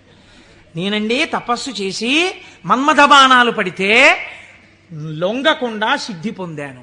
అబ్బా ఎంత గొప్ప విషయమయ్యా నారదా, ఎంత సంతోషంగా ఉందో నాకు. ఎవరు చేయగలరాయా ఈ పని? శివుడు చేశాడు, నువ్వు చేశావు. ఆయనకి అర్థమైపోయింది. ఓహో, అంటే ఇప్పుడు ఈయనకి బాగా పుటం పెట్టి జ్ఞానము లోపల నిలబడేటట్టుగా చెయ్యవలసిన అవసరం ఏర్పడింది. అంతేకాని ఆయన్ని చిన్నబుచ్చడం కాదు, తొట్టుపడకుండా నిలబెట్టాలి మనం అయితే ఇప్పుడు. కాబట్టి చాలా సంతోషమోయ్ అని కౌగిలించుకుని వెళ్ళిరా అన్నాడు. ఇప్పుడు మాయ ప్రారంభం అయిపోయినట్టే కదండి, అది నడిపిస్తుంది ఎటు వెళ్ళాలో. ఈయన బయలుదేరి వెడుతున్నాడు. వెడుతూ వెడుతూ ఒక రాజ్యంలోకి వెళ్ళాడు. ఆ రాజ్యాన్ని పరిపాలించేటటువంటి రాజు పేరు శీలనిధి, ఆయన కుమార్తె పేరు శ్రీమతి. వెళ్ళి ఆ శీలనిధి అనబడేటటువంటి రాజు యొక్క అంతఃపురంలోకి వెళ్ళాడు. మహానుభావుడు నారదుడు వచ్చాడన్నాడు, స్వాగతం చెప్పారు, పాదములు కడిగారు, తీసుకొచ్చారు, కూర్చోపెట్టారు. వాళ్ళ అమ్మాయిని తీసుకొచ్చారు. అమ్మాయినికి నమస్కారం చెయ్యమ్మా అన్నారు. ఆ పిల్ల నమస్కారం చేసింది. మా పిల్లకి ఎటువంటి వరుడు వస్తాడో చెప్పండి అన్నారు. ఆ పిల్ల యొక్క చెయ్యి చూసి త్రికాలవేది నారదుడంటే తెలియందేముందండి. ఆయన అన్నాడు, లక్ష్మీదేవికి భర్త ఎవడో, ఎవడు సర్వవ్యాపకుడో, ఎవడు నిరంతరము లోకము చేత పూజింపబడుతుంటాడో, ఎవడు మహానుభావుడో అటువంటి శ్రీ మహావిష్ణువుకు ఈమె ఇల్లాలవుతుంది అన్నాడు. అక్కడ వరకు బాగా చెప్పాడు. కానీ ఆమెని చూడగానే కామాన్ని కదా గెలిచానన్నాడు. ఈవిడ నా ఇల్లాలైతే ఎంత బాగున్నో అనిపించింది. కానీ ఆవిడ జాతకంలో ఏముంది? శ్రీ మహావిష్ణువు భర్త అవుతారని ఉంది. ఈ అమ్మాయికి పెళ్లి ఎలా చేద్దాం అనుకుంటున్నావు అని అడిగాడు. రేపు స్వయంవరం పెట్టామండి, స్వయంవరంలో ఈమె వరమాల వేస్తుంది. అంటే విష్ణువు సాకారుడై వస్తాడు ఈ సభలోకి. ఇప్పుడు మళ్ళీ వెనక్కి తిరిగి వైకుంఠానికి వెళ్ళాడు. వెళ్ళి, అయ్యా ఎవరికైనా చెప్పుకుంటే కొంచెం సిగ్గుచేటుగా ఉంటుంది, నా మనస్సు ఆ శ్రీమతిని పెళ్లి చేసుకోవాలి అని ఉవ్విళ్ళు ఉరిపోతోంది, ఆమె నాకు దక్కకపోతే మన్మథబాణముల చేత చచ్చిపోతాను. ఎవరండి ఇంతకు ముందు వచ్చి చెప్పినప్పుడు ఏం చెప్పాడు?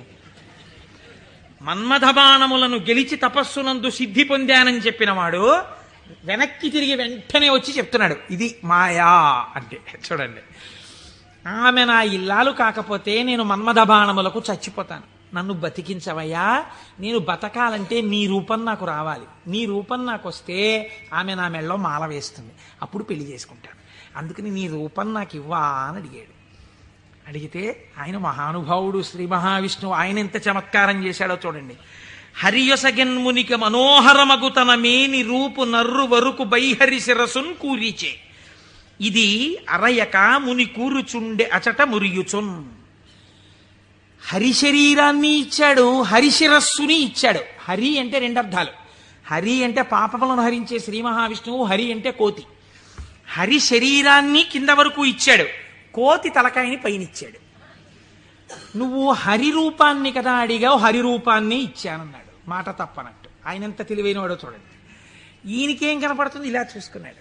శ్రీ మహావిష్ణువు చేతులు, శ్రీ మహావిష్ణువు రంగు, శ్రీ మహావిష్ణువు కౌస్తుభం, ఆ వనమాల, ఆ పట్టుపంచ, ఆ కుర్చీళ్ళు అన్ని శ్రీ మహావిష్ణువు. తన ముఖం తనకు కనపడదుగా. అద్దంలో చూసుకోవడానికి శ్రీమతి దగ్గరికి వెళ్ళిపోవాలి ముందు, స్వయంవరం అయిపోతే. అందుకని గబగబా వెళ్ళిపోయాడు. వెళ్ళిపోయి ఆ స్వయంవరంలో ఒక ఆసనం మీద కూర్చున్నాడు. ఇద్దరు రుద్రపార్షదులు అటు ఇటు కూర్చున్నారు. వాళ్ళు అన్నారు, వీడెవడరా శ్రీ మహావిష్ణువులా పంచకట్టుకున్నాడు, మాలలు వేసుకున్నాడు, ఇటు ఆ కౌస్తుభం పెట్టుకున్నట్టు అలా పెట్టుకున్నాడు, ఆ వనమాల వేసుకున్నట్టు వేసుకున్నాడు, పైన కోతి మొహం, వీడిని ఎవరు పెళ్లి చేసి ఎలా శ్రీమతి మాల వేస్తుంది, ఇటు ఇలా వచ్చాడేమిటి అంటున్నారు. ఆయనకి ఎంతసేపు యావని వినిపిస్తోందంటే నా మెళ్ళో మాలేస్తేస్తుందని కుళ్ళిపోయి వీళ్ళు ఇలా అనుకుంటున్నాడు. ఆ శ్రీమతి దండ పట్టుకుని దగ్గరికి వచ్చింది. తీరా దండ పట్టుకుని దగ్గరికి వచ్చేటప్పటికి కాళిదాస మహాకవి వర్ణిస్తారులేండి. ఆ ఇందుమతీదేవి దండ పట్టుకుని ఎవరి దగ్గరికి వెడితే వాళ్ళకి పగటిపూటలా అనిపించింది. ఎందుకంటే ఆవిడ యొక్క వెలుతురులో వాళ్ళు ప్రకాశించారు. ఆ తర్వాత కొంచెం ముందుకెళ్ళేటప్పటికి ఆవిడ వెళ్ళిపోయింది, వీళ్ళు చీకట్లో ఉండిపోయేవారు. నాకు కొన్ని ఆశ్చర్యంగా ఉంటాయి. నేను ఇంట్లోకి వెళ్ళేటప్పటికి కరెంటు పై చీకటిగా ఉంది. మా అమ్మాయి ఒక ఛార్జింగ్ లైట్ పట్టుకుని వచ్చి ఆ వెలుతురులో, నాన్నగారండి మిమ్మల్ని నేను వెలుతురులోకి తీసుకొస్తున్నాను అంది. చాలా గొప్ప మాట అమ్మా అన్నాను. అంటే ద్వంద్వార్థములతో మాట్లాడింది. చాలా సంతోషం తల్లి, పోన్లే నా కూతురి చేత నేను వెలుగులోకి వచ్చినా చాలా గొప్పవాడినే కదా. అందుచేత ఆయన అలా ఆ శ్రీమతి దగ్గరికి వచ్చింది. దగ్గరకు వస్తే నాకే మాల వేస్తుంది అని సంతోషపడిపోయాడు ఆయన. ఆ పాపం నా శిరస్సు అందదేమో అని కొంచెం వంచాడు. ఆవిడ ఇలా చూసి భృకుటి ముకులించి, ఏమిటి కోతి శిరస్సు ఏమిటి, రూపం ఏమిటి అనుకుని వెళ్ళిపోయాడు. ఈలోగా రావలసిన శ్రీహరి రాజకుమారుడి వేషంలో వచ్చాడు. ఆవిడ గుర్తుపట్టింది, మాల తీసుకెళ్లి శ్రీమన్నారాయణుడి మెడలో వేసేసింది.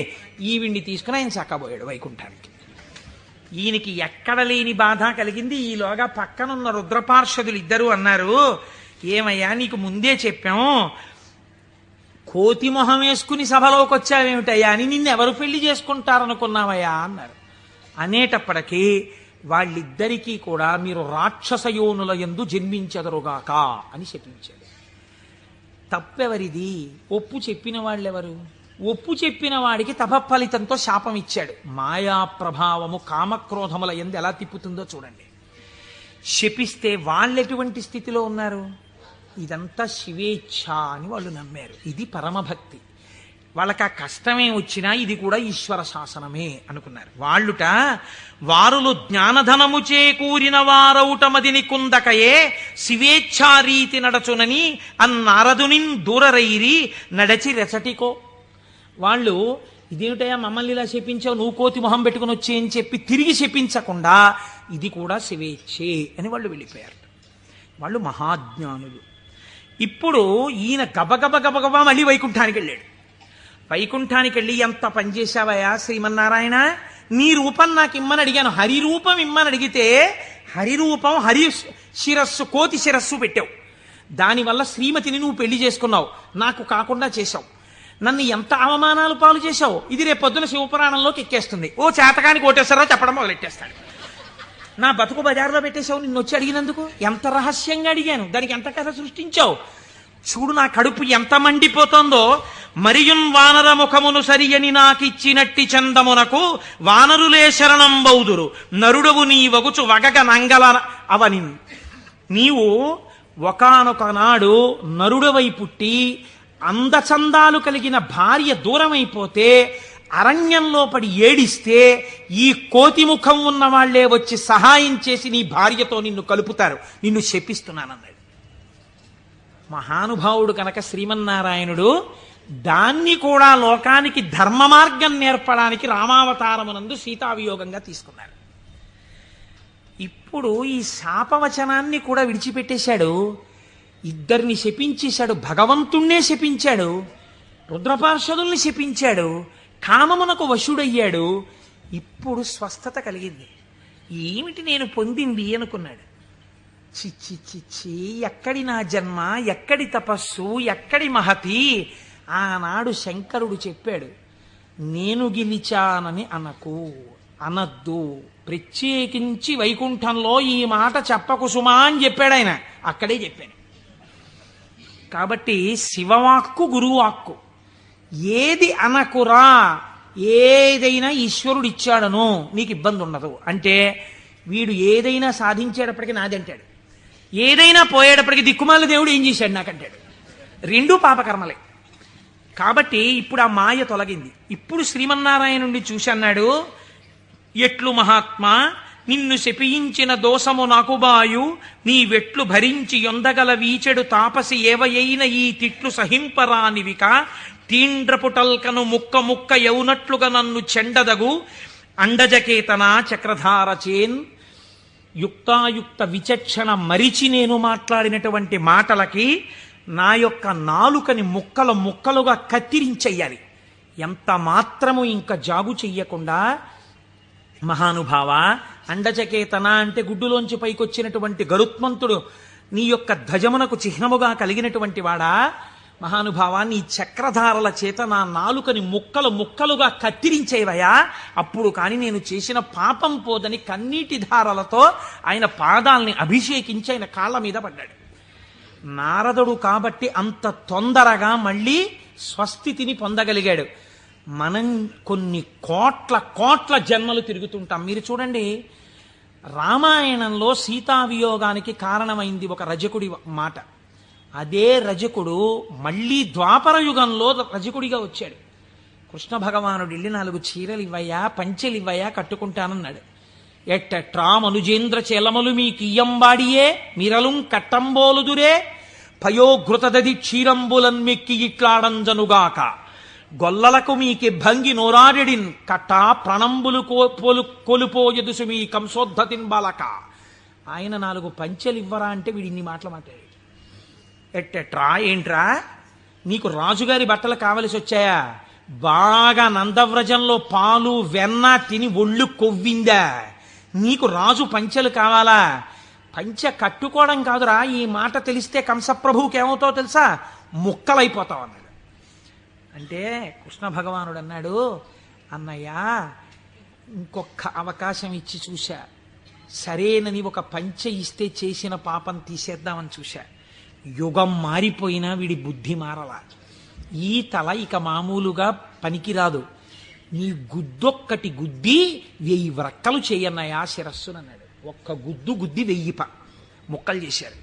నోటి మాట సంస్కారంగా ఉండాలి.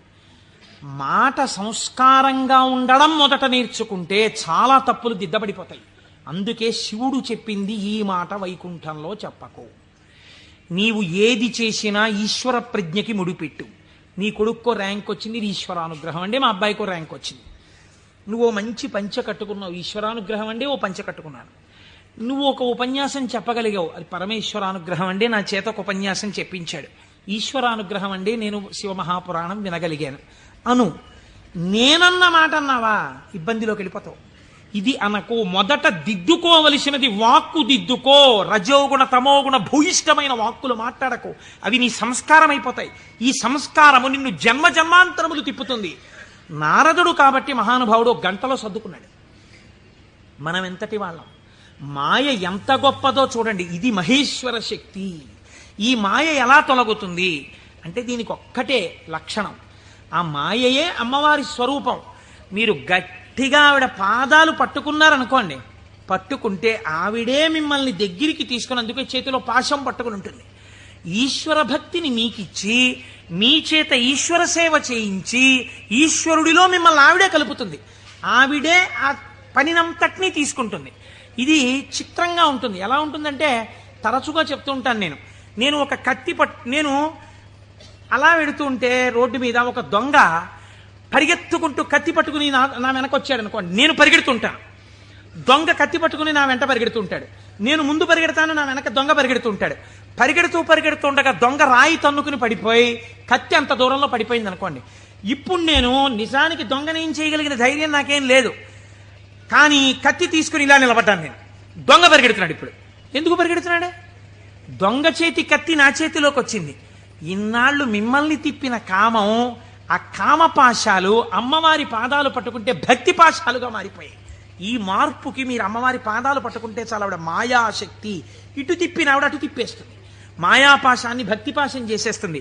లోకమనందు తిరిగిన పంచతన్మాత్రల్ని ఈశ్వరుడి వైపుకి తిప్పేస్తుంది. తిప్పేసి ఈశ్వరుడిలో కలిపేస్తుంది. కాబట్టి ఇప్పుడు మీరు మాయా అన్న అవనికని పైకెత్తి శివుడితో కలుపుతుంది. ఇది మహేశ్వరుణ్ణి చేరుకోవడానికి మార్గం. ఆ మార్గమునకు మొట్టమొదటి పొరపాటు వాక్కునందు కలుగుతుంటుంది. ఈ వాక్కునందు అలా చెయ్యకో, ఈశ్వర ప్రజ్ఞని గుర్తెరుగు, ఈశ్వరానుగ్రహాన్ని గుర్తెరుగు. ఇది మనకి బోధ చెయ్యడం ఈ మహేశ్వరనామమును, మహేశ్వరనామాన్ని అడ్డుపెట్టి మనకి నేర్పింది.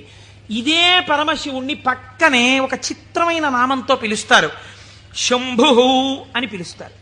శంభు అంటే ఏమిటో తెలుసా అండి? శం అంటే నిరతిశయమైనటువంటి సుఖము లేదా సుఖము. భావయతి కల్పించువాడు. మీరు చూడండి, ఒక వస్తువు ఉంటుంది. ఆ వస్తువు యొక్క సుఖానుభూతిని మీరు ఎప్పుడు పొందుతారు? ఒక వస్తువు యొక్క సుఖానుభూతిని మీరు ఎప్పుడు పొందగలరు అంటే ఆ వస్తువు మీ చేత అనుభవింపబడినప్పుడు. ఉదాహరణకి నాకు ఒక లడ్డు అంటే చాలా ఇష్టం అనుకోండి. ఆ లడ్డూని తీసుకొచ్చి మీరు ఇలా చూపించి, కోటేశ్వరారు మీకోసమే తెచ్చాం ఈ లడ్డు అన్నారనుకోండి. నేను ఆ లడ్డూని ఇలా చూసి నా కోరిక తీరిపోయి అంటానా? అనను. మీకోసమే అన్న చేతిలో పెట్టారు, చాలా బాగుంది అని ఇలా పెట్టుకుని తినబోతాను. తినకండి, మీకు ఈ లడ్డు ఎందుకు తెచ్చానో మీకు శుభవార్త చెప్పాలి. అది చెప్పాక తిందురు కానీ. ఇప్పుడు నా కోరిక తీరిపోయిందా? తీరలేదు.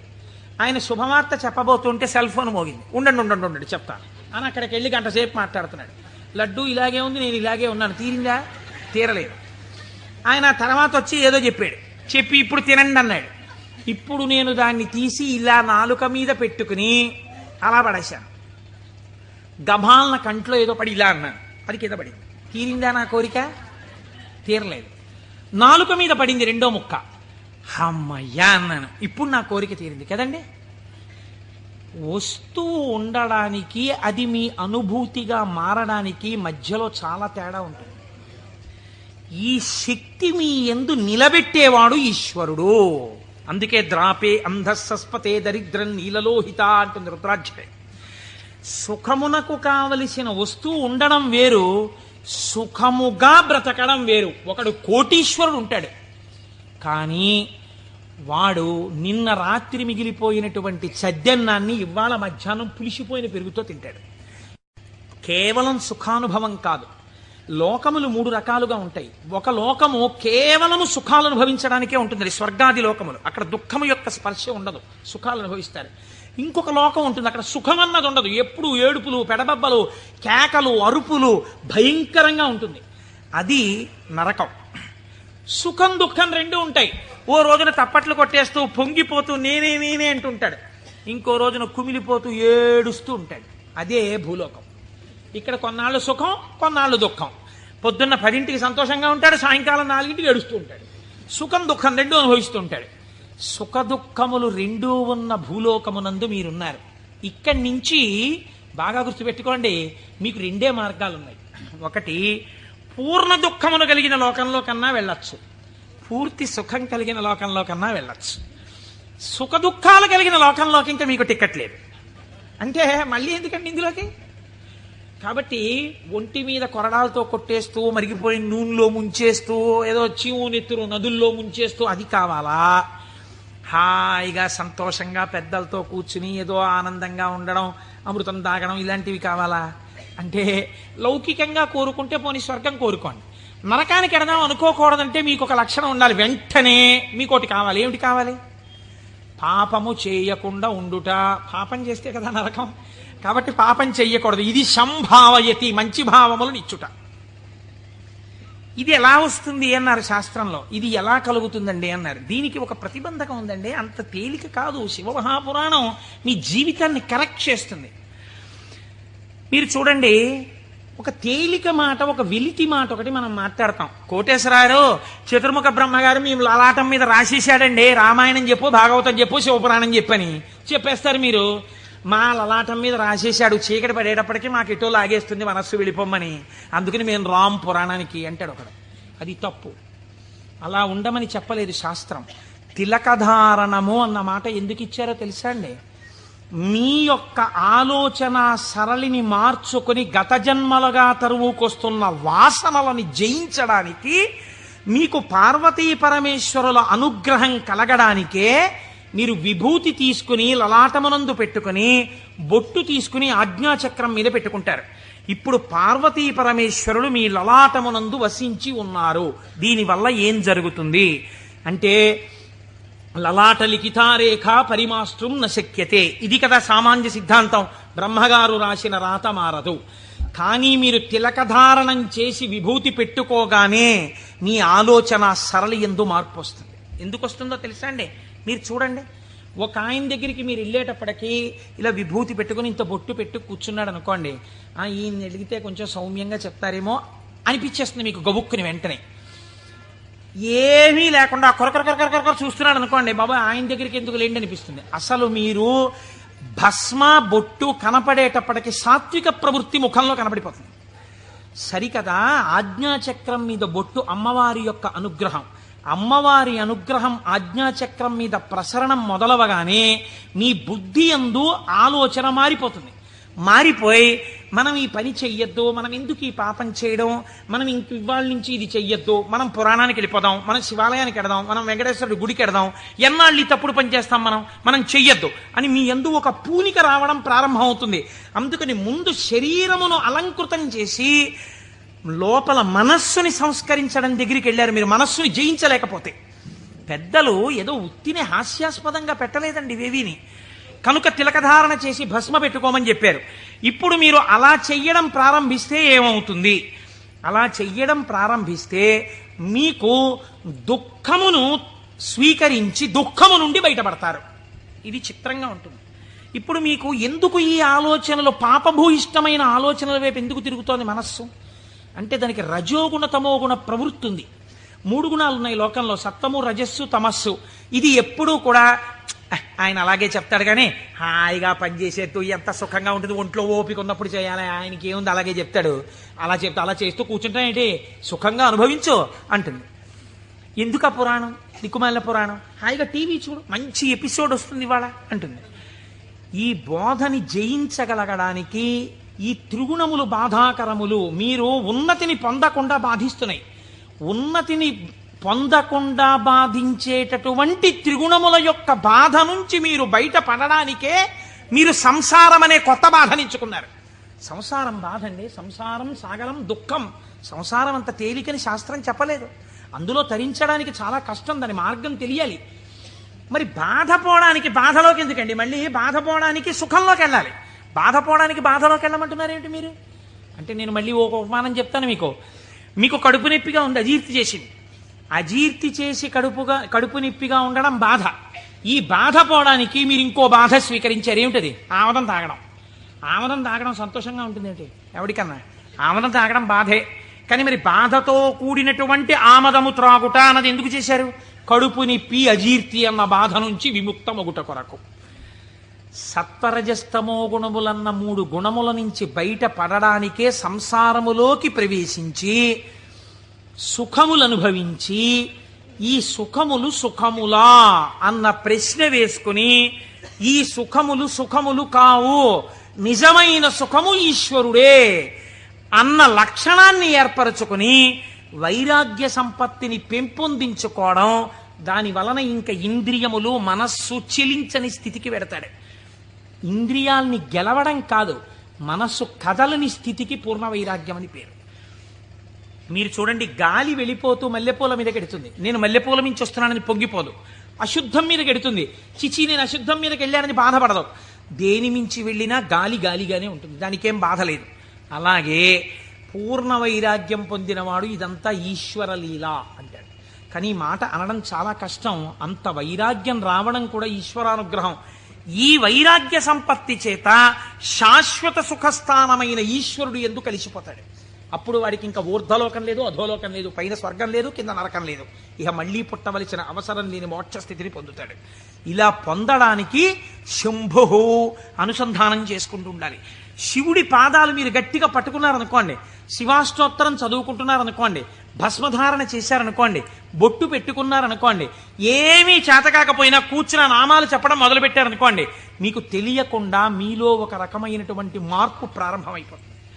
ప్రారంభమై అది మంచి ఆలోచనల వైపుకు తీసుకుని వెళ్ళగలదు. ఇలా తీసుకుని వెళ్ళవలసిన అవసరము ఎందువలన కలిగింది అంటే, పూర్వకాలంలో పూర్వయుగమైనటువంటి ద్వాపర యుగం వరకు కూడా ఒక లక్షణం ఉండేది. రాక్షసులు ఉన్నారనుకోండి, వాళ్ళు తెలిసేవారు వీళ్ళు రాక్షసులండి అని తెలిసేది. కాబట్టి వాడిని దూరంగా పెట్టడమో, వాడిని పరమాత్మ సంహారం చేయడమో ఏదో ఉంటుంది. కలియుగంలో ఏమిటో తెలుసా అంటే, రాక్షసులు ఏ రూపంలో ఉంటారు? చిత్తవృత్తుల రూపంలో ఉంటారు. పైకి దొరకరు, మీకన్నా సాధుపురుషుళ్లే కనిపిస్తాడు. మోసం చేసేవాడే చాలా నమ్మించేటట్టుగా సాధుపురుషుల్లో ఉండాలి. వాడు నమ్మితే నాకేమిటి, నమ్మకపోతే నాకేమిటి, నేనేమన్నా వాడి దగ్గర ప్రయోజనం పొందుదాం అనుకుంటున్నానా అన్నవాడు తన యథారీతిగా ఉంటాడు. అవతల వాడిని నమ్మించి మోసం చెయ్యాలనుకోండి, వాడే మాట కలిపి చక్కగా మాట్లాడి బాగా మాట్లాడి మీరు నమ్మేటట్టు చేసి అప్పుడు మీకు ఒక కప్పు కాఫీ ఇచ్చి ఆ కాఫీలో మత్తు కలిపేసి మీరు పడిపోతే మీ సూట్ కేసు ఎత్తుకుపోవాలి వాడు కదా. అందుకని ఇప్పుడు ఎక్కడున్నాడు రాక్షసుడు? వాడి చిత్తవృత్తి ఎందున్నాడు. మీరు చూడండి, నిజంగా ఈ చిత్తవృత్తుల రూపంలో రాక్షసులు ఉండి ఉంటే త్రేతాయుగంలో విశ్వామిత్రుడు యాగం చేయగలడా? చెయ్యలేడు. ఇక్కడే ఉన్నారు రాక్షసులు. రాముడు ఈ లోపల రాక్షసుల్ని చంపడానికి తానే అనుసంధానం చేసుకోవాలి. బయట రాక్షసులుగా ఉన్నారు, రాముడు వచ్చి బాణం వేసుకొట్టి చంపాడు. ఈ యుగంలో అలా కుదరదు. ఇక్కడున్నారు రాక్షసులు, వాళ్ళు ఎప్పుడైనా తలెత్తుతారు. ఎప్పుడైనా తలెత్తి మిమ్మల్ని పడగొట్టేస్తారు. ఎప్పుడైనా పడగొట్టేయగలరు. ఎప్పుడైనా పడగొట్టేసేటటువంటి రాక్షసులు ఇక్కడే చిత్తవృత్తుల రూపంలో ఉన్నారు. వీళ్ళని తొక్కి పట్టగలిగిన వాడెవడు? ఒక్కడే, శంభు. అందుకే ఏవం శ్రీ శంభుదేవస్య నామ్యామష్టోత్తరం శతం అంటాం. ప్రదోష వేళలో రోజు ఆ శంభునామాలు చెప్పామనుకోండి, ఆయన ఏం చేస్తాడంటే వీళ్ళని తొక్కి పెట్టి మీ భావముల యందు మంచి ప్రవాహాన్ని ఏర్పాటు చేస్తాడు. ఈ మంచి ప్రవాహము కలిగిన భావన చేత ఉన్నతిని పొందేస్తాడు. ఇప్పుడు ఈ భావన పొందినటువంటి వాడు ఎలా ఉంటాడు, ఎలా పొందుతాడు ఈశ్వరుణ్ణి అని మీరేమి అనుమానపడిపోయి వాడు ఏమైనా పూజలు బాగా చేసేస్తాడండి, యజ్ఞయాగాదులు చేసేస్తుంటాడండి అలా అనుకోక్కర్లేదు. శంభునామాన్ని పెట్టుకుని శంభుని యొక్క అనుగ్రహం పొందిన వాడి స్థితి ఎలా ఉంటుందో తెలుసా అండి. నేను మీకు ఒక ఉదాహరణ చెప్తాను, మీరు బాగా పట్టుకోగలుగుతారు. ఇది కూడా నేను ఎక్కడి నుంచో ఎందుకు మీకు రుద్ర పశుపతి నాయనార్ అని ఒక నాయనారు ఉన్నారు. 63 మంది నాయనార్లలో మనం సాధారణంగా ఏం చేస్తాం, రుద్రం చదవండి అన్నాం అనుకోండి, సన్యాసి కూడా రుద్రం చదవాలి. సన్యాసులు కూడా రుద్రం పారాయణ చెయ్యమని శాస్త్రం విధించింది. ఎందుకో తెలుసా అండి, అభిషేకం చేయకపోయినా రుద్రాన్ని పారాయణ చేస్తే వెంటనే పాపాలు పటాపంచలవుతాయి. ఆ పశుపతి నాయనారికి ఒక లక్షణం ఉండేది. ఆయన రోజు కూర్చుని రుద్రాధ్యాయం చదువుతూ ఉండేవాడు. చదువుతున్నప్పుడు ఆయనకు ఒక అనుమానం వచ్చింది. ఏమిటా అనుమానం? అందులో మేఘ్యాయచ విద్యుచ్ఛాయచ వృక్షాయచ హరిత్యాయచ లోప్యాయచ ప్రవాహ్యాయచ ఫేన్యాయచ సికత్యాయచ ఈ మాటలు ఉన్నాయి. ఇవన్నీ ఈశ్వరుడే అన్నారు. అంటే నీరు ఈశ్వరుడు, నీటి మీద నురుగు ఈశ్వరుడు, చెట్టు ఈశ్వరుడు, చెట్టు మీద పిట్ట ఈశ్వరుడు, చెట్టులో ఆకుపచ్చతనం ఈశ్వరుడు.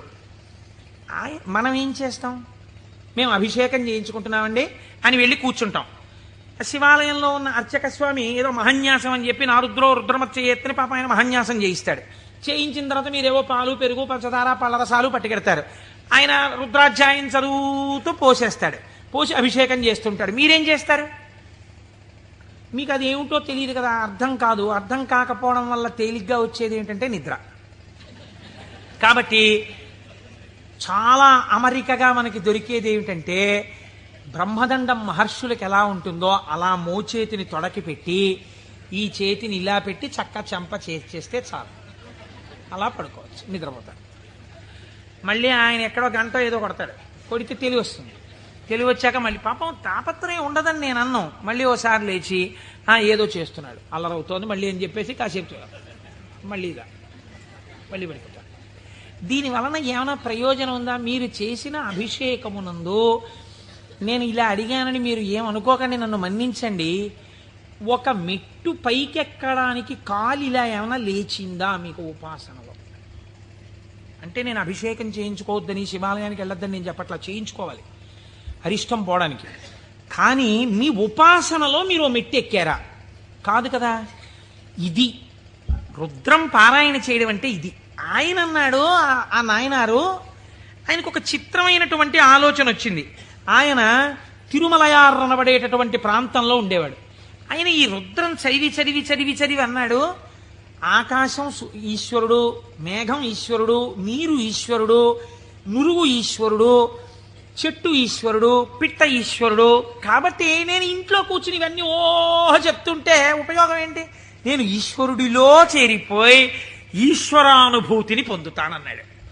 ఓ రోజు తెల్లవారకట్ట ఎవ్వరికీ చెప్పకుండా లేచి 4 గంటలకో వెళ్ళిపోయాడు బయటికి, ఊరి బయటికి వెళ్ళిపోయాడు. ఆ కొండ మించి ఒక సెలయేరు జాలువారుతోంది. గబగబా వెళ్ళాడు. ఆ సెలయేట్లో నడుంలోతు నీళ్లలో నించున్నాడు. నించుని చెట్టు వంక చూశాడు. నిశ్శబ్దంగా ఉంది వాతావరణం. ఆ కొండ కనపడింది, చెట్లు కనపడ్డాయి, చెట్ల యొక్క ఆకుపచ్చని కొమ్మలు కనపడ్డాయి. అంత నిశ్శబ్దంలో గలగల పారుతున్నటువంటి సెలయేటి శబ్దం వినపడుతోంది. ఆ నీటి మీద వెళ్ళిపోతున్న నురుగు కనపడింది.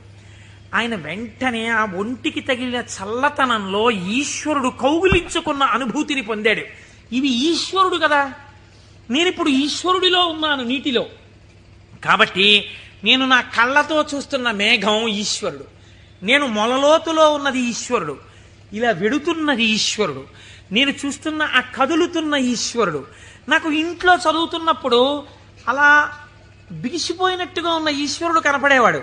ఇప్పుడు ఇన్ని చేతులతో కాళ్లతో కదులుతూ నన్ను కౌగిలించుకున్నాడు ఈశ్వరుడు అని గట్టిగా గొంతెత్తి నమ పేన్యాయ చ శిఖత్యాయ చ ప్రవాహ్యాయ చ నమ వృక్షాయ చ హరిత్యాయ చ లోప్యాయ చ అని పారాయణ చేశాడు.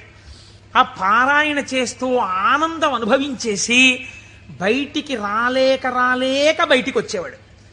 బయటికి వచ్చి ఒళ్ళు తుడిచేసుకుని పొడిబట్ట కట్టుకుని ఇంటికి వెళ్ళిపోయేవాడు. మళ్ళీ మధ్యాహ్నం అయ్యేది.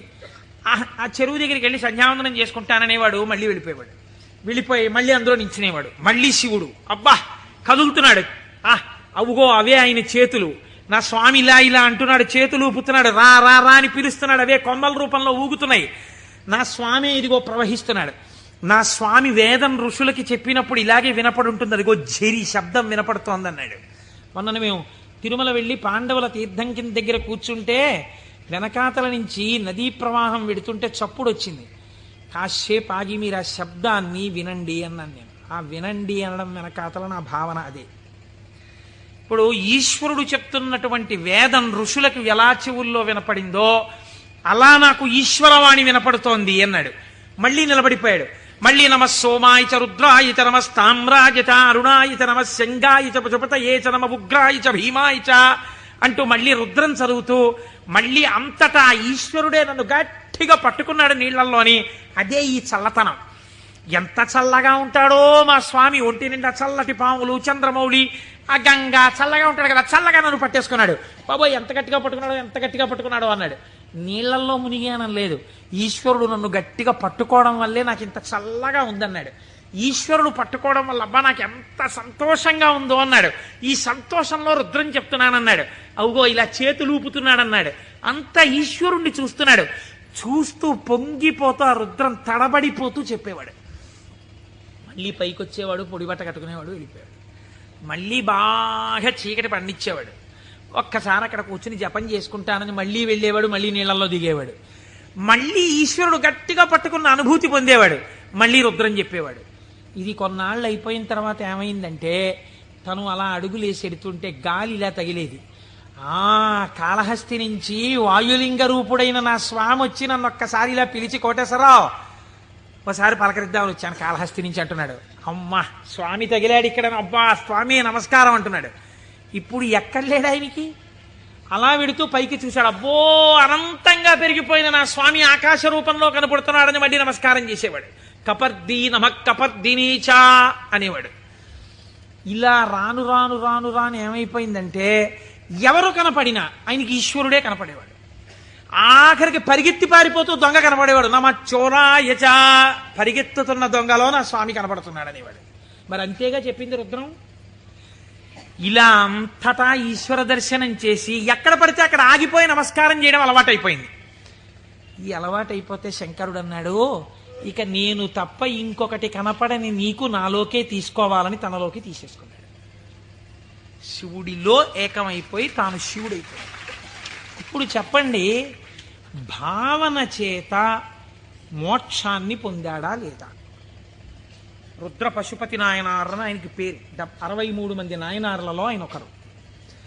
మీరు అలా కూర్చుని ఏవో పదార్థాలు అట్టుకుని ఓం నమో నమస్తే అస్తు భగవన్ విశ్వేశ్వరాయ మహాదేవాయ త్రయంబకాయ త్రిపురాం తకాయ త్రికాగ్నికాలాయ కాలాగ్ని రుద్రాయ నీలకంఠాయ మృత్యుంజయాయ సర్వేశ్వరాయ సదాశివాయ శ్రీమన్ మహాదేవాయ నమః అంటూ ఎన్ని పాలు పోసినా ఎన్ని నీళ్లు పోసినా ప్రయోజనం లేదని నేను అన్నా. కానీ ఏమి రమించింది మీ మనస్సు? నీటిలో నిలబడిన వాడికి రుద్రం అనుభూతిలోకి వచ్చేసింది. మనకెక్కడొచ్చింది అనుభూతి? ఒక ఏటి గలగలల యొక్క శబ్దంలో మీరు ఈశ్వరుణ్ణి అనుభవించగలగాలి. ఒక పిట్ట పాటలో మీరు ఈశ్వరుణ్ణి అనుభవించగలగాలి. మీకు తగిలిన గాలిలో ఈశ్వరుణ్ణి అనుభవించగలగాలి. ఇది సంభావయతి. ఇప్పుడు ఏమైంది? నిరతిశయ సుఖప్రదాతయ్య ఉన్నాడు. ఈ మాటలు చెప్పి చిత్తవృత్తులైనటువంటి రాక్షస స్వరూపాల్ని తొక్కి పెట్టడానికి ఇలా నేను దక్షిణామూర్తిగా కూర్చుంటే ఆనాడైతే అర్థమైంది, కానీ ఇవాళ అర్థం కాదు లోకానికి. అందుకుని నేను లేచి తిరగాలి, తిరిగి లోకానికి బోధ చెయ్యాలి. బోధ చేసి నేనే శంభుస్వరూపమై లోకాన్ని శివుడి వైపుకి తిప్పాలనుకున్నట్టు ఒక ఆయన. ఎవరైనా దక్షిణామూర్తి మౌనాన్ని విడిచిపెట్టేట. విడిచిపెట్టి మహానుభావుడు ఎలా నడిచి వెళ్ళాడు అన్నారు. అజ్ఞానాంతర్గహన పతితానాత్మ విద్యోపదేశైః త్రాతుం లోకాన్ భవదవశిఖాతాపపాపచ్యమానాన్ ముక్త్వా మౌనం వటవిటపినో మూలతో నిష్పతంతి శంభోర్మూర్తిశ్చరతి భువనే శంకరాచార్య రూపా. ఆనాడు ఇలా కూర్చుంటే అర్థమైంది, కానీ ఇవాళ నేను వటవృక్షం కింద ఇలా మౌనంగా కూర్చుంటే ఎవ్వరికీ అర్థం కాదు.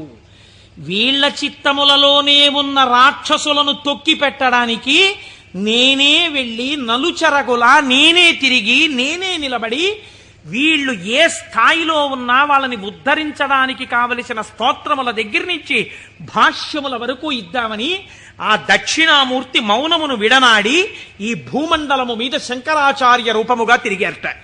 ఆయనే ప్రథమ గురువై జగద్గురువై మహానుభావుడయ్యాడు.